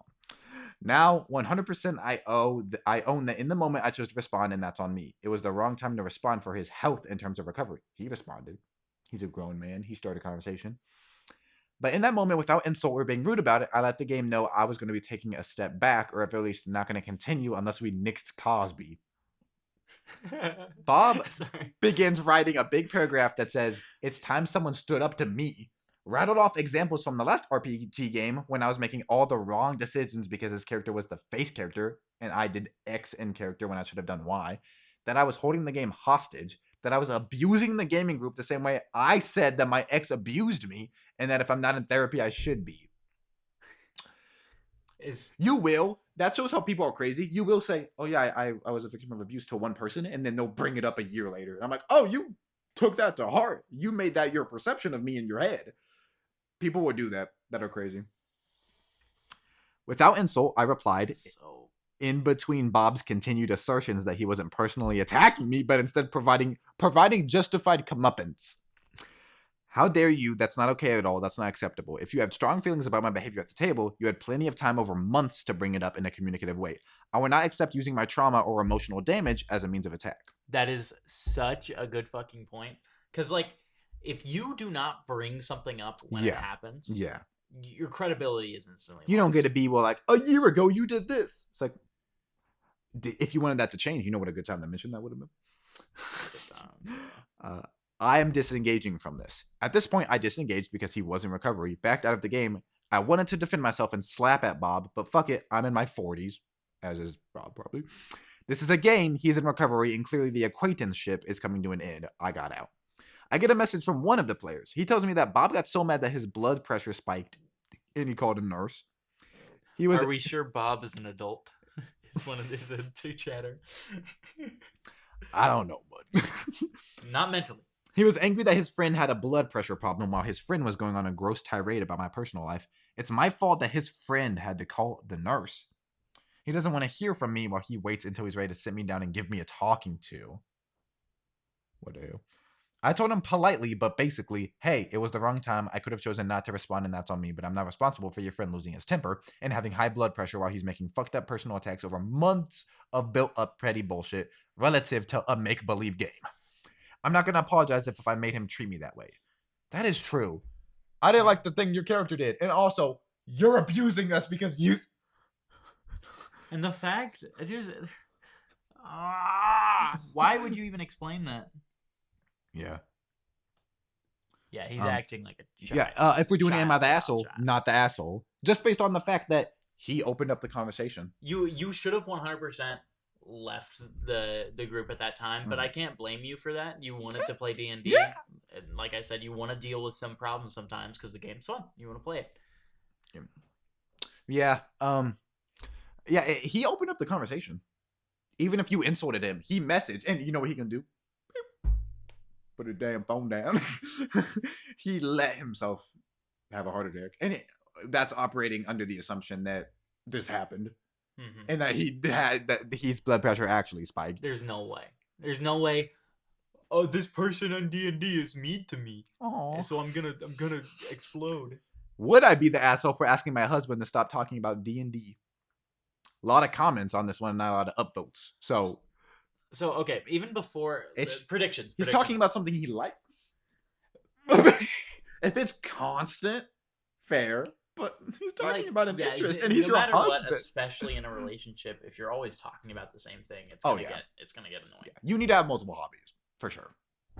That's why I do the nerd trifecta of playing video games, playing TTRPGs, and making YouTube videos. Additionally.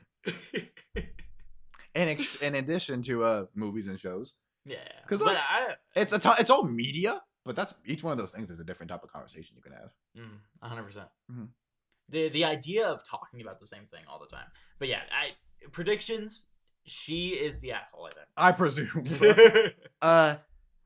Also, this is just a good tip for young people. Get into something major, whether it's cars or movies or food. If you want to talk to your family and friends and carry a conversation, get into something major. Like I talk to movies. I talk to my coworkers about movies constantly. That's the main thing I'm known for, is knowing all the movie knowledge. Something major, I would recommend. Mm-hmm. Yeah, that's the best way if you're wanting to start conversations. Yeah, with people. If you want a partner and you want friends and you want to talk to your family, you gotta get off something besides Warhammer 40K. Watch a new show that's coming out or something. Also, don't just not talk about the things you like because the people around you don't like it. Yeah. The people around you should listen to you talk about the things that you like, even if they don't like them. Yeah.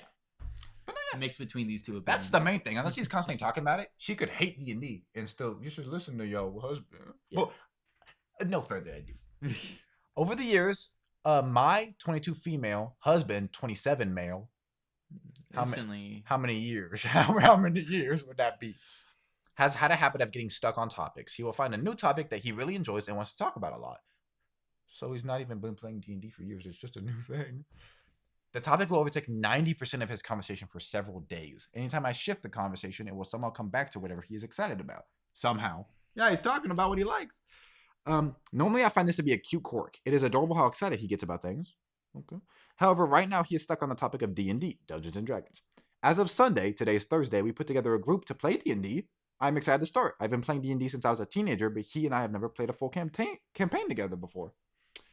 Here's the problem. It has been all he can talk about for 6 days. Now, I like D&D just as much as the next nerd, but it being the only topic of conversation really ruins it for me. I feel like watching the same movie over and over again. Would I be the asshole if I politely tell my husband to stop talking about D&D? And if I wouldn't, what would be a good way of telling? So it seems like he's genuinely obsessed. But it's the language that this person is using. Yeah. You can't tell them to stop talking about it. You can be like, hey, is it cool if we talk about something else? Would I be the asshole for asking him to stop talking about? Yeah, You can ask anybody to do anything. Yeah. But it's Just be honest. yeah. Yeah. Also, Top whenever- comment question: is your husband neurotypical? Yeah. If you're marrying an autistic person, you got to be prepared for this, bro. unfortunately, like, it's not an excuse for somebody to Yeah. like neglect somebody's interests. But like, if you're dating somebody who is on the spectrum, anything, they're gonna want to talk about what they like a lot. And it's something he gets on a new thing every couple of days. So show him a TV show you like.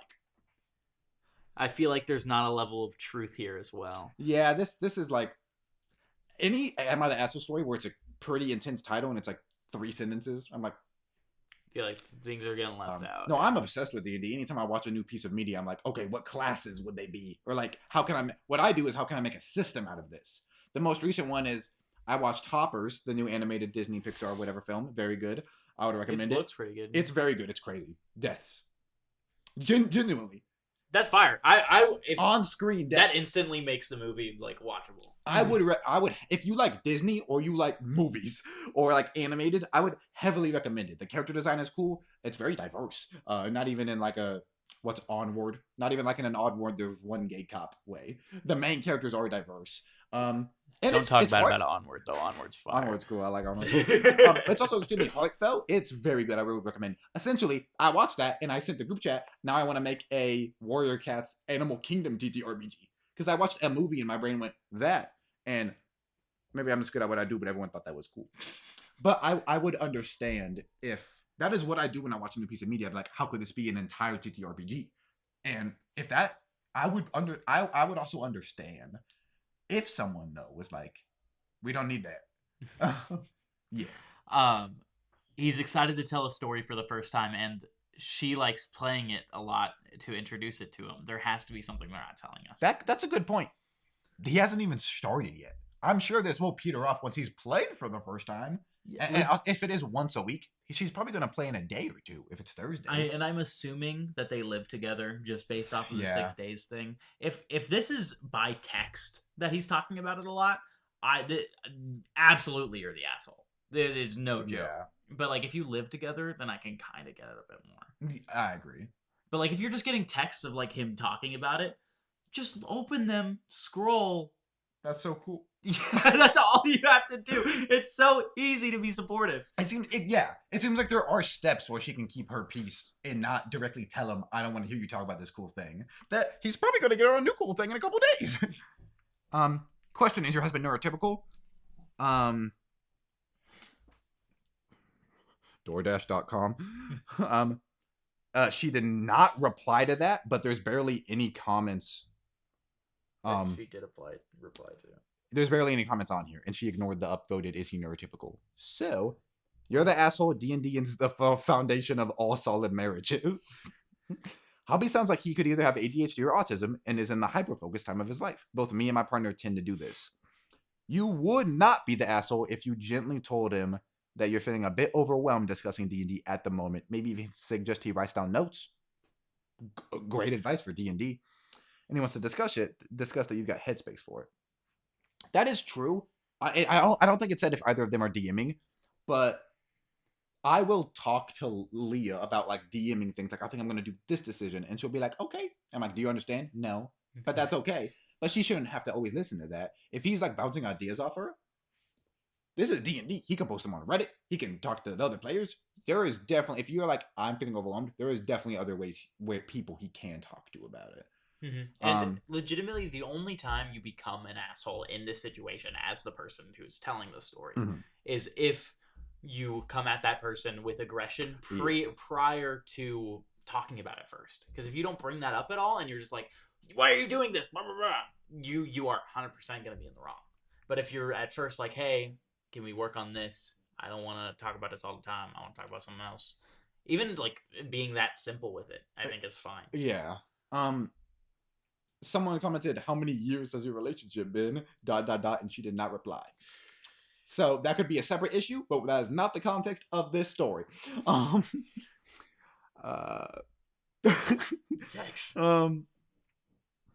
Yeah, 22 and 27 is rough, but that had nothing to do with anything in there. So Am I the asshole for being mad at my lesbian girlfriend for kissing a guy during a D&D session? In I roleplay? need to know. There's an important distinction here. My girlfriend, 21 Of course, female. we don't have Ellie right here.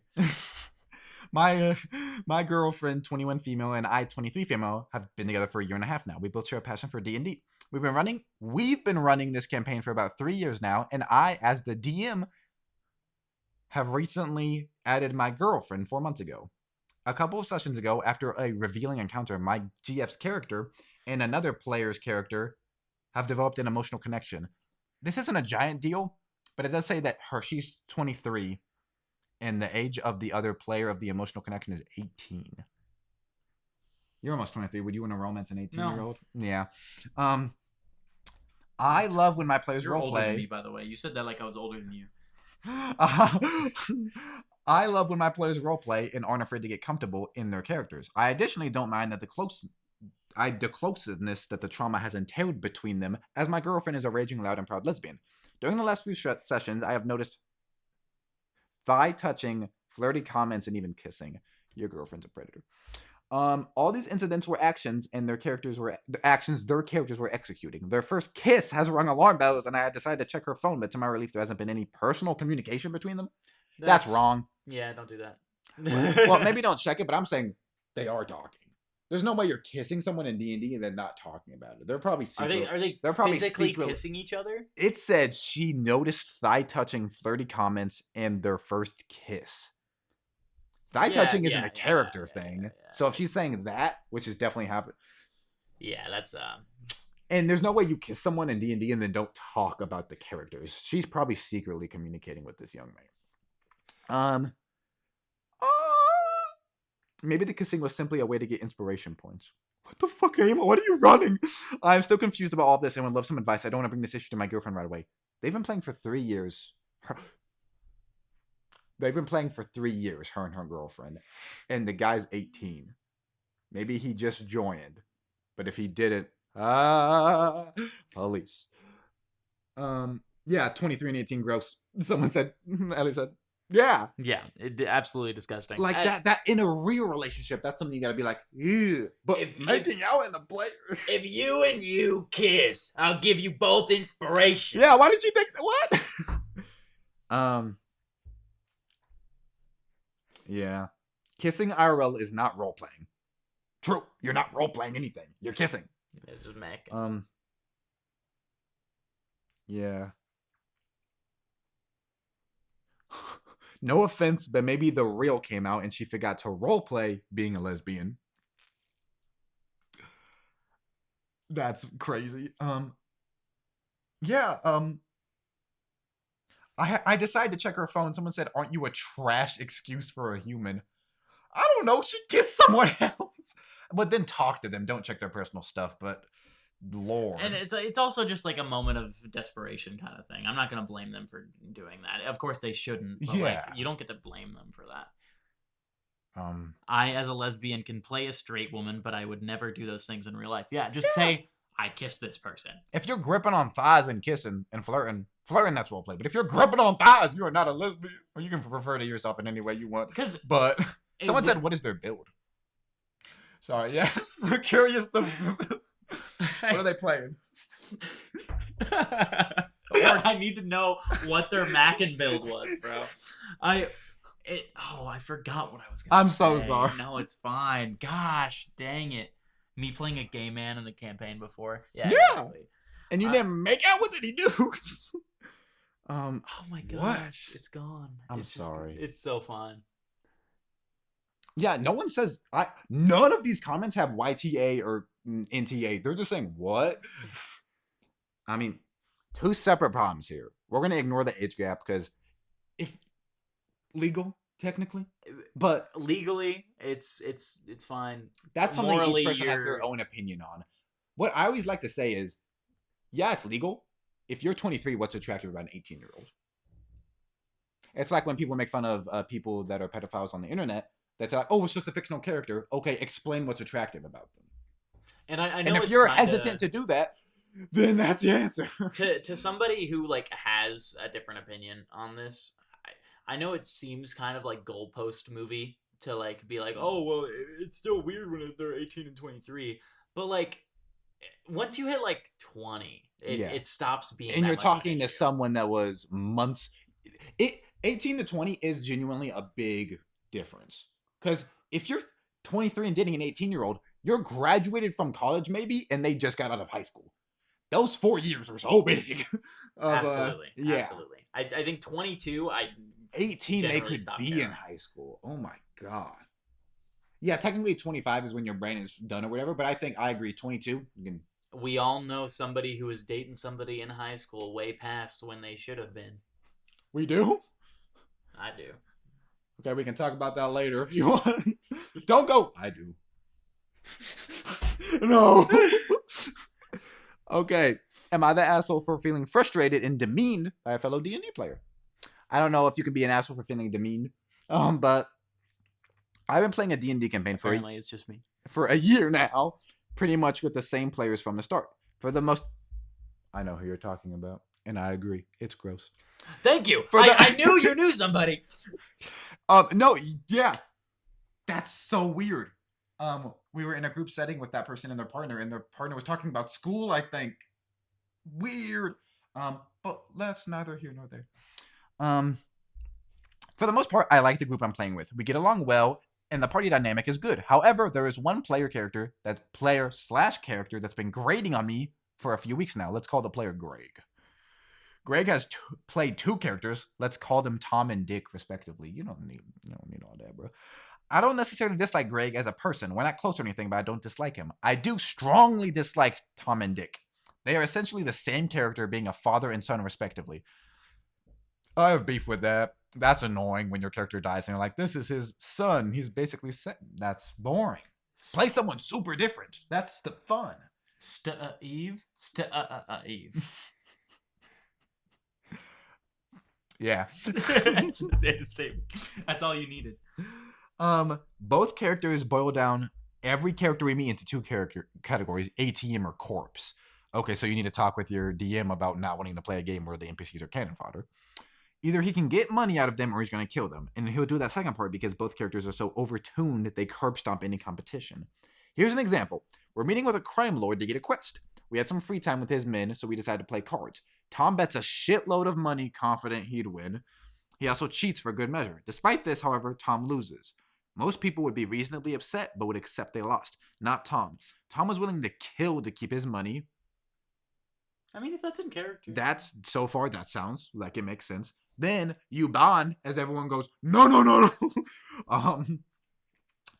Now, if these were random guys, whatever. If Tom wants to be a jerk ass and get in trouble, that's his problem. But these were henchmen of an important character we were trying to get a quest from. So violence was not an option. In the end, one of us had to pay what Tom lost for him to stop. That's stupid. Next example is Dick. And this is make-believe money. You're not going to buy anything. You can buy stuff in D&D, obviously. For a second, I thought that story was going to the player himself wanted to kill the DM. Next example is from Dick, Tom's even worse son. We had a magical item in a dungeon. One, my character, someone from a warrior culture, felt a connection to. Unfortunately, Dick wants that object because a girl he wants to hook up with was looking for it. If your DM directly makes a magic item for the player, don't try to take it from the player. He has one in mind for you as well. I've been in a similar situation before and it always worked out. Usually whoever has more personal need for the item gets it, no question asked. That's just how adventure parties work. But now with Dick. Dick refused to let me have it for free. I asked if I could owe him a favor or maybe pay him a bit. In the end, I had to give him all my money plus a lower end magic item I had. All for an item that was important to my character that Dick wanted for a girl he thought was hot.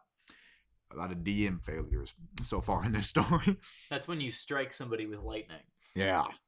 Amongst all of this, Tom and Dick have this insufferable air of arrogance, constantly talking down to characters, picking fights with characters way out of our league, constantly talking down to us, specifically to my character, who again prides himself as an honorable warrior. Last night, it almost reached a breaking point for me. We were fighting a boss who used to be a party member, and I specifically asked that Dick please knock him out. Dick, acknowledging what I said, proceeded to not knock this boss out, so why'd your DM let him get the killing blow? Thankfully, the DM allowed us to stabilize our old friend, but I got legitimately angry both in and out of character because it was a simple thing. It didn't take any effort. Dick deliberately chose not to knock this character out. I don't know. That's like an in-character asshole thing. Hey, try not to kill this person. Whoops, I killed them. But that combined with everything else. Yeah. That'd be a really cool character moment if it was just that. Because we actually have had that exact character moment Did we? in the Star Wars one with Jep. Yeah, correct. And that I liked, despite the fact that the person on the other end that didn't want you to kill the bad guy took it very personal. I loved that character disagreement. You thought he should die. The other person didn't think he should die. In general, and this is something that I'm at fault of, and I think a lot of people are. It's very easy to fall into this of getting too emotionally invested in the story itself. You really need to experience some ego death with your character. You should not feel like you are your character. You should feel like you're acting as your character. That's why I think it's a good thing to make a character that has giant opinions that aren't like yours. You definitely should put something of yourself in every character you make so you can roleplay them and do it like good. Well. But like if you're anti-religion, make a character who's extremely devout.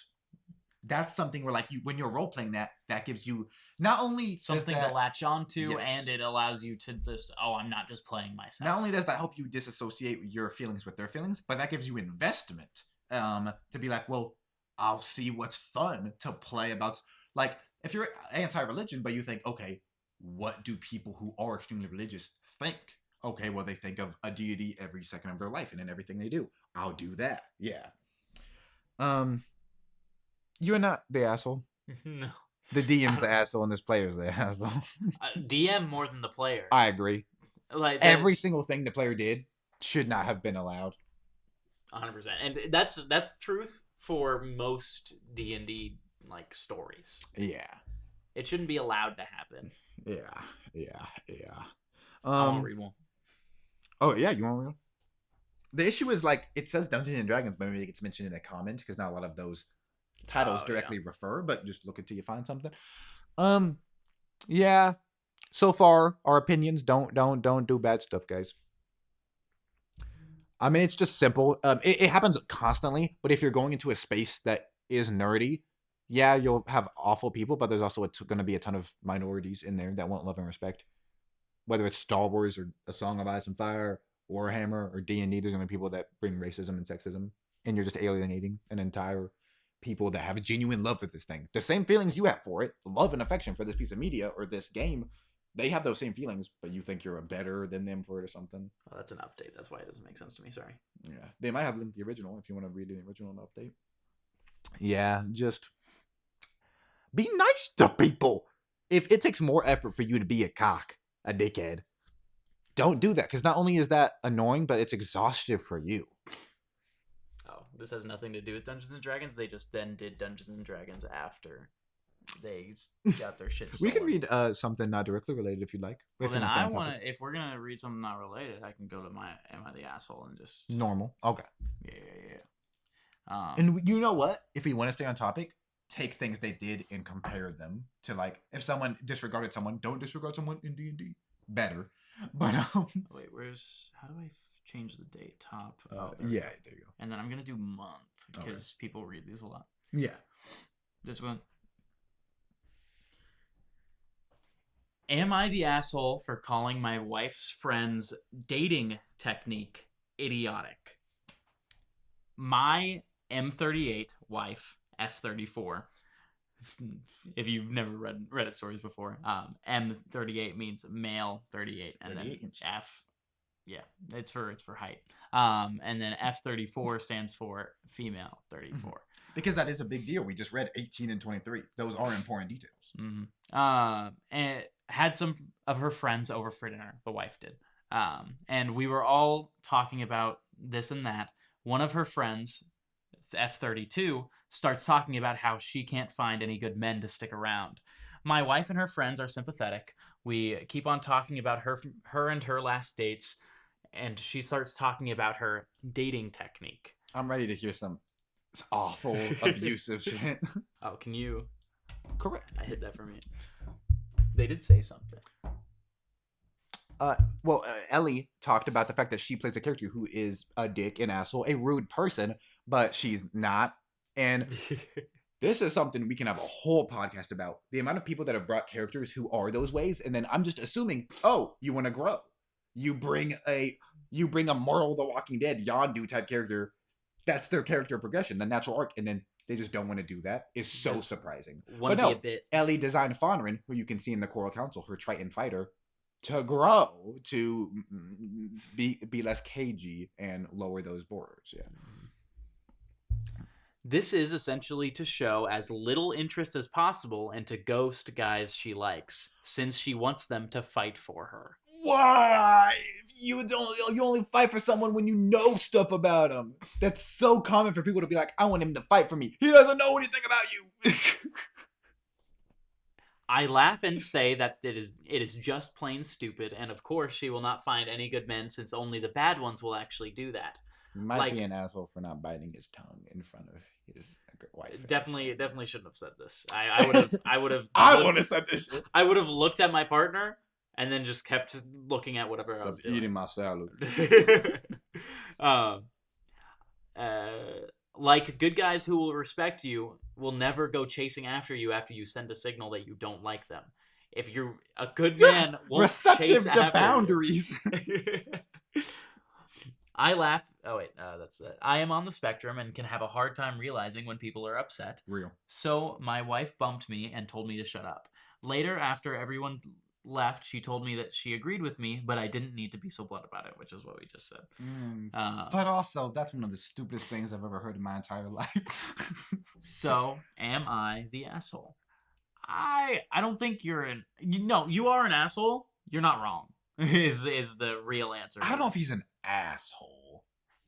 He's a... If he made his relationship, you know what? That's an asshole. Because now that lady's going to be like, I don't like your husband. But also, sometimes you got to be an asshole. That's true. We're not saying he's a bad person. He's saying he's an asshole. I probably would have done the same thing. And that is not a good or bad on my character. I would have been my tongue. I would have been terrified. What do you mean? All the girls are like, mm-hmm. I'm like, my issue is I think everybody thinks ribbing is funny. No. And not everybody does. The British call it negging. Don't... you have to have that rapport first. But in my brain, if I have rapport with somebody in like 30 minutes, if I've talked to somebody for 30 minutes, of course I won't do that. Like you can have that rapport with 30 minutes. So, but yeah, resonating in my brain. There is an edit after that. I killed her. So this blew up more than I thought it would. Lol. I have tried to read most comments, but it is just too many of writing. But it is just too many at the moment of writing. It's 1.7K, which is just wow.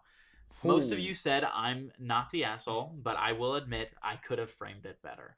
I am on the spectrum, but I am under the firm belief that while it might explain why I would put a foot in my mouth, it does not excuse it. I showed this post to my wife since some of the comments made me wonder some things. First being if they never told her this themselves. Since that's a good point. Are you guys good friends? Since it's kind of a dick move not to tell her that on her part. Yeah. I mean, even then, even if she didn't realize it was stupid, your dating strategy isn't working. Switch things up.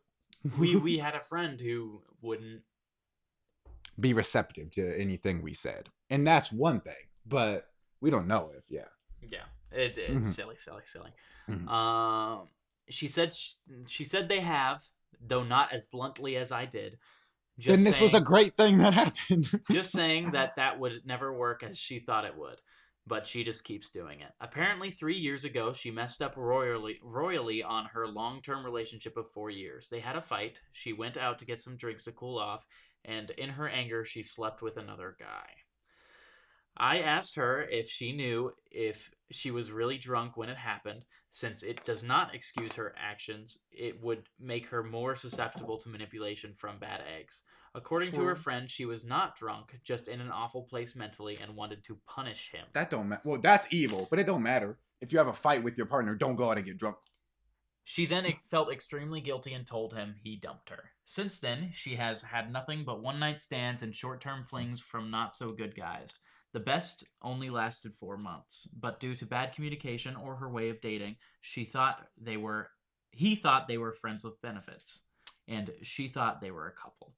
So when she found out he was sleeping with other people, she was heartbroken. She is a really sweet person, very bubbly and kind. You can be people call nice people sweet. They're not sweet. They're nice. They're respectful. They're polite. That's not the case.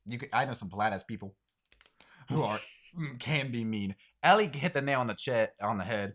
Friends have to be honest with her and hold her accountable. The wife should not be friends with this woman. She's not being friends with this woman. This is someone you hang out with, not your friend. Yeah. And also, she shouldn't be friends in the sense that this person's a bad person. If your friend cheats on someone, you are also held accountable for that. If one person thinks you're dating and the other person thinks you're friends with benefits, somebody, probably the person who thinks you're dating, should do a lot better at communicating what you think is occurring. For 4 months! 4 months is insane. That means they were just sleeping together. That means that's all she wanted out of that relationship. And if that was it, that's fine, but... My wife does not know if she used this technique before that relationship or if it started afterward. Anyway, I hope she stops going about it that way and finds someone good. Don't have dating techniques. I have told my wife to tell her... Just tell her yourself. That's silly. Yeah. I have told my wife to tell her I'm sorry for the way I phrased it. Also, thanks for the awards. Never gotten those. Okay. I don't have these people in your life. Ellie hit the nail on the head. Do not be friends with this woman. If she knows all this about this woman too. This is what his wife told her. His wife told her, oh yeah, she cheated on a long-term partner after a fight. And that's something you just knew? You're chill being friends with a cheater? You've also never told your husband that prior, and they've been hanging out with them for a long period of time? What if she made the movie on no husband? Or not even that, because like maybe you trust that person. Yeah, true. But like, that's still something he should know. Yeah. Like, some people are so against that morally that they wouldn't. Yeah, I've in a work setting or not a work setting, I've talked, and this isn't anyone's fault. When I worked at a department store, one of the old men was apparently very creepy. That information got around to me very late, and I hated myself for being kind and respectful to him while other people knew about this. You have a responsibility to inform those around you. And you let this woman into your home. The people you associate yourself with shows your character more than your actions do. Yeah. This wife is friends with this person, and she should not be. No. Yeah. Bad. Police! I'll find... I think 1 or 2 more? I think 1 or 2 more. We're at... How long have we been streaming? Oh, say... almost 2 hours. That guy down there is what I looked at when we were streaming. Thank you guys for watching, by the way. We appreciate it. We've had an incredible engagement. Thank you very much. Am I the asshole for breaking up with my boyfriend after he made a very inappropriate comment to my sister? Just gone. Instantly gone. Yeah. Not the asshole. Yeah, I'm gonna not read this one because that was a young age. So it's not even that. So, okay. Yes. That person, the other person was the asshole, not the person who wrote it. Yeah. Just instantaneously. Oh, am I the asshole? My girlfriend is angry I call my friend by his real name. Everyone who knows my ex-boyfriend... Okay, my girlfriend is angry I call my friend by his real name. Everyone who knows my ex-boyfriend, 33 male, calls him either JT or his last name.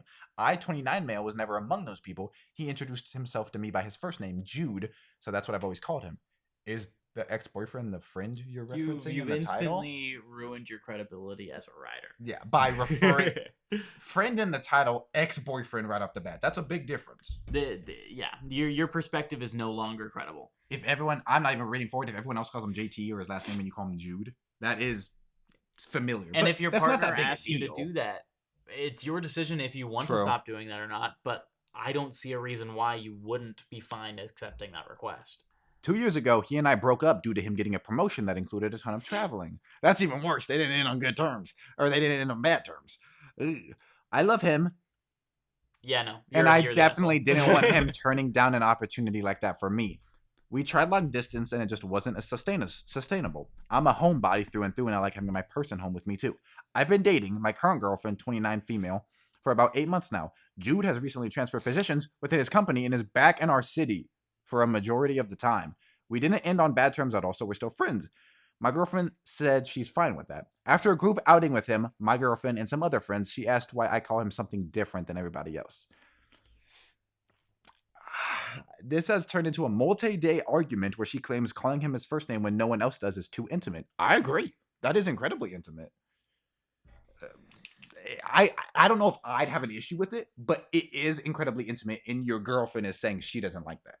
And that's if you care about that person, you do not want to cause them to be Correct. uncomfortable. If you think that it's like a character, if you think that is such a big issue to you, you can say, hey, I don't like this jealousy. Yeah. I will do what you're asking me to, but I also want to make sure that we aren't fostering any kind of jealousy between us. But instead, it's just like, I don't want to do that. No. Top comment, you broke up with him because he had to travel a bunch. He doesn't have to travel like that anymore. And then just that kind of left it. That makes I love sense. him, present tense. I can see why your girlfriend is worried. This isn't what you call him. This isn't about what you call him. The term current girlfriend doesn't imply permanence either. OP, yeah, if you have really strong emotions for somebody. Current is so... Yeah. Yeah, that's insane. This is so rough. If you are the type of person where you think in your life you can only love one person and that relationship ends, we've all been broken up with somebody that we thought was the love of our life. You have to change that perception in your mind. Even if it ends on good terms, you have to stop thinking that way. You have to change that in your mind if you're going to continue relationships. They broke up over 2 years ago, and she or he is still talking about this. I think it doesn't say. It says my ex-boyfriend. It says my ex-boyfriend and my current girlfriend. They don't give a gender. So this 29M. Okay, so gay. No, yeah, you gotta. That's rough. Don't. It should. If it's a you rough do situation. Love that person. They say it so casually. I love him. I'm happy he's back. Ellie's accusing you of bi erasure. That's what I was saying. I was saying we don't know the gender because they refer to a male partner and a female partner. I just missed that they did refer to themselves. But yeah, I didn't know what gender it was because both partners, and I'm woke like that. Okay, let's go back. Okay. Let's go back to D&D horror stories for the final one. Okay. Do you want to read? Do you want to do it? Sure. Yeah. Okay. We can go to D&D horror stories because we weren't even on D&D horror stories. We were an RPG. So we're gonna get something that's D&D 5th edition. That doesn't change anything. But... Okay. No. For the relationship one, it's not am I in the wrong? The website is called Am I the Asshole? And 99% of the time, the stories are, my partner wants me to do this, but I don't want to do it. But it's not that big a deal. You're an asshole. You have to do things for the people you say you love. Crazy. Okay, back to Dragons and Dungeons. Okay. One from a year ago. You, Zachary. DM, that's not long enough. That's not long enough. Whoever is in chat with Ellie, thank you very much for watching. This is very cool. I'm gonna get this ladybug on the table. Can you show him to the camera, please? You don't want to see what I just did to this.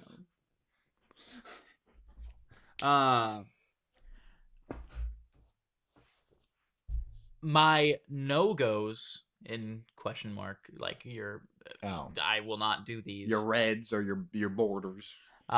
Were not only laughed off, but taken advantage of. That's awful. You say, hey, these are my boundaries, and they specifically target them. Oh my god, that's you. So I was playing in a campaign that only took place once a month online. Not often enough. Instantly. No, yeah, I can't believe it has nothing to do with the story, but not often. People tell me about we play once a month, but we play for like 10 hours. That's cool, but you can't tell me a couple of those hours aren't remembering. I would say bi-weekly or once every 2 weeks is the lowest I could go, and still have fun DMing. Yeah, because otherwise you just lose everything. Yeah. I was having fun role-playing. Everybody seemed chill and genuinely fun to be around. No red flags, which is why, when out of the blue after a session, the topic of no-goes and horror stories came up. After a session? After a session. Hey, I was wondering, guys. I know we're 50 sessions in, but I had an idea. Maybe we shouldn't talk about some things. And horror stories came up. I felt like it was not a big deal to throw mine out there. You shouldn't feel unsafe to do that at any point. In any setting, going, hey, this is my opinion on things, on what I want to talk about. I would not, under any circumstance, like my character to have sexual encounters. That is completely fine. Much to my surprise, people started laughing. What? Instead of well, that's not going to happen in this campaign anyway, which still you shouldn't laugh for that so reason. Easy. I was bombarded with reasons why this was a dumb thing to say. People have sex though. You can always Not all people. You can always fade to black, which could be like a compromise you could make of like, oh, if that begins happening, you fade to black. But she didn't. There can be a billion reasons. She just doesn't want it to happen. She's asexual. There's no reason for a compromise anyway. I shouldn't have even said compromise. Trauma. And she doesn't even say, I don't want sex in the campaign. She says, I don't want my character. Yeah. Sex is a heavy topic. It's a part of life, but it's also intense. Yeah. Yeah. You can always fade to black. Why would that be a no-go for you? That's not your business. Not your business, and also icky. I don't. Yeah. Somebody can just be like, I don't want to. Hey, I don't want my character to have sex. Why? I want to. Are you asexual or something? Accusing somebody of asexuality because they don't. Fuck? It doesn't matter for this game. Yeah. You're playing a character. So right off the bat, saying, "Oh, your character's like this," is that like? Oh, what? And no, I am not. This is just not what I'm playing TTRPGs for.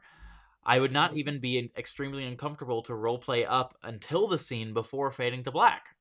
Compromise, which you didn't even have to compromise. And that's already how most games go. I doubt most people are acting out, clapping cheeks at the table. So this is something that they're probably not even going to do. Or I guess they do end up fucking doing Miranda the Strong and Michael the Worthy hop into bed joyfully. He is 8 inches and the condom doesn't fit.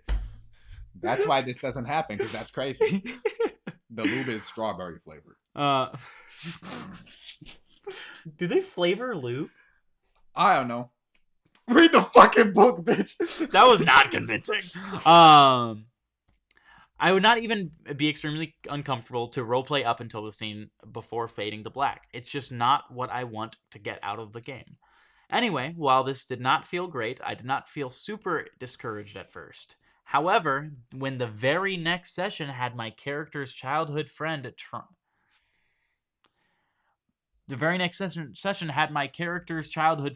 trying to go down on him, I did feel very uncomfortable. It's not even like, hey, we want to have sex. He tries to go down. I made sure everybody knew that, whatever the joke was, I was not getting or liking it and left the session. Good job. After how people reacted to that, I left the campaign for good. Good job. Not a major horror story. Incorrect. I know. No, yeah, that's rough. But it did leave a sour taste in my mouth. What the fuck? Edit, read through the comments, and damn, apparently me saying this was not a major horror story was actually downplaying the situation quite a bit.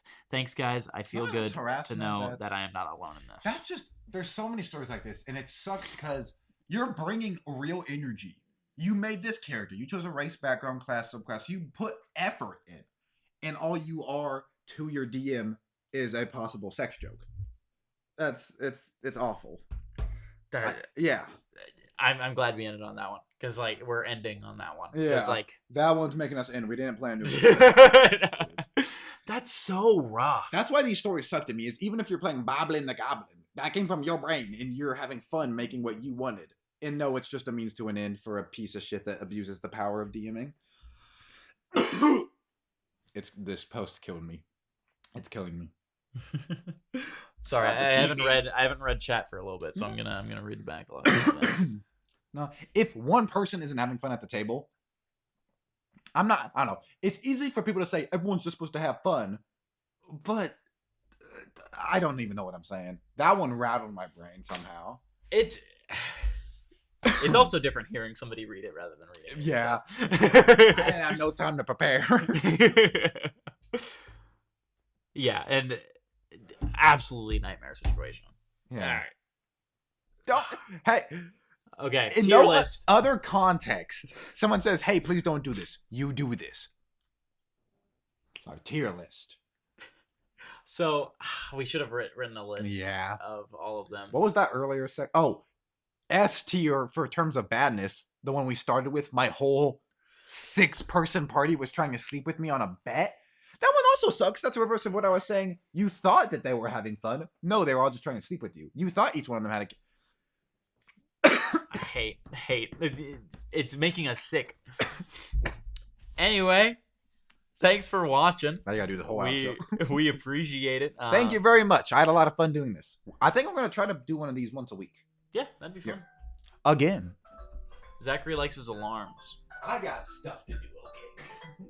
That was to make a TikTok for the Hydra Studios TikTok. Follow us on Hydra Studios on TikTok.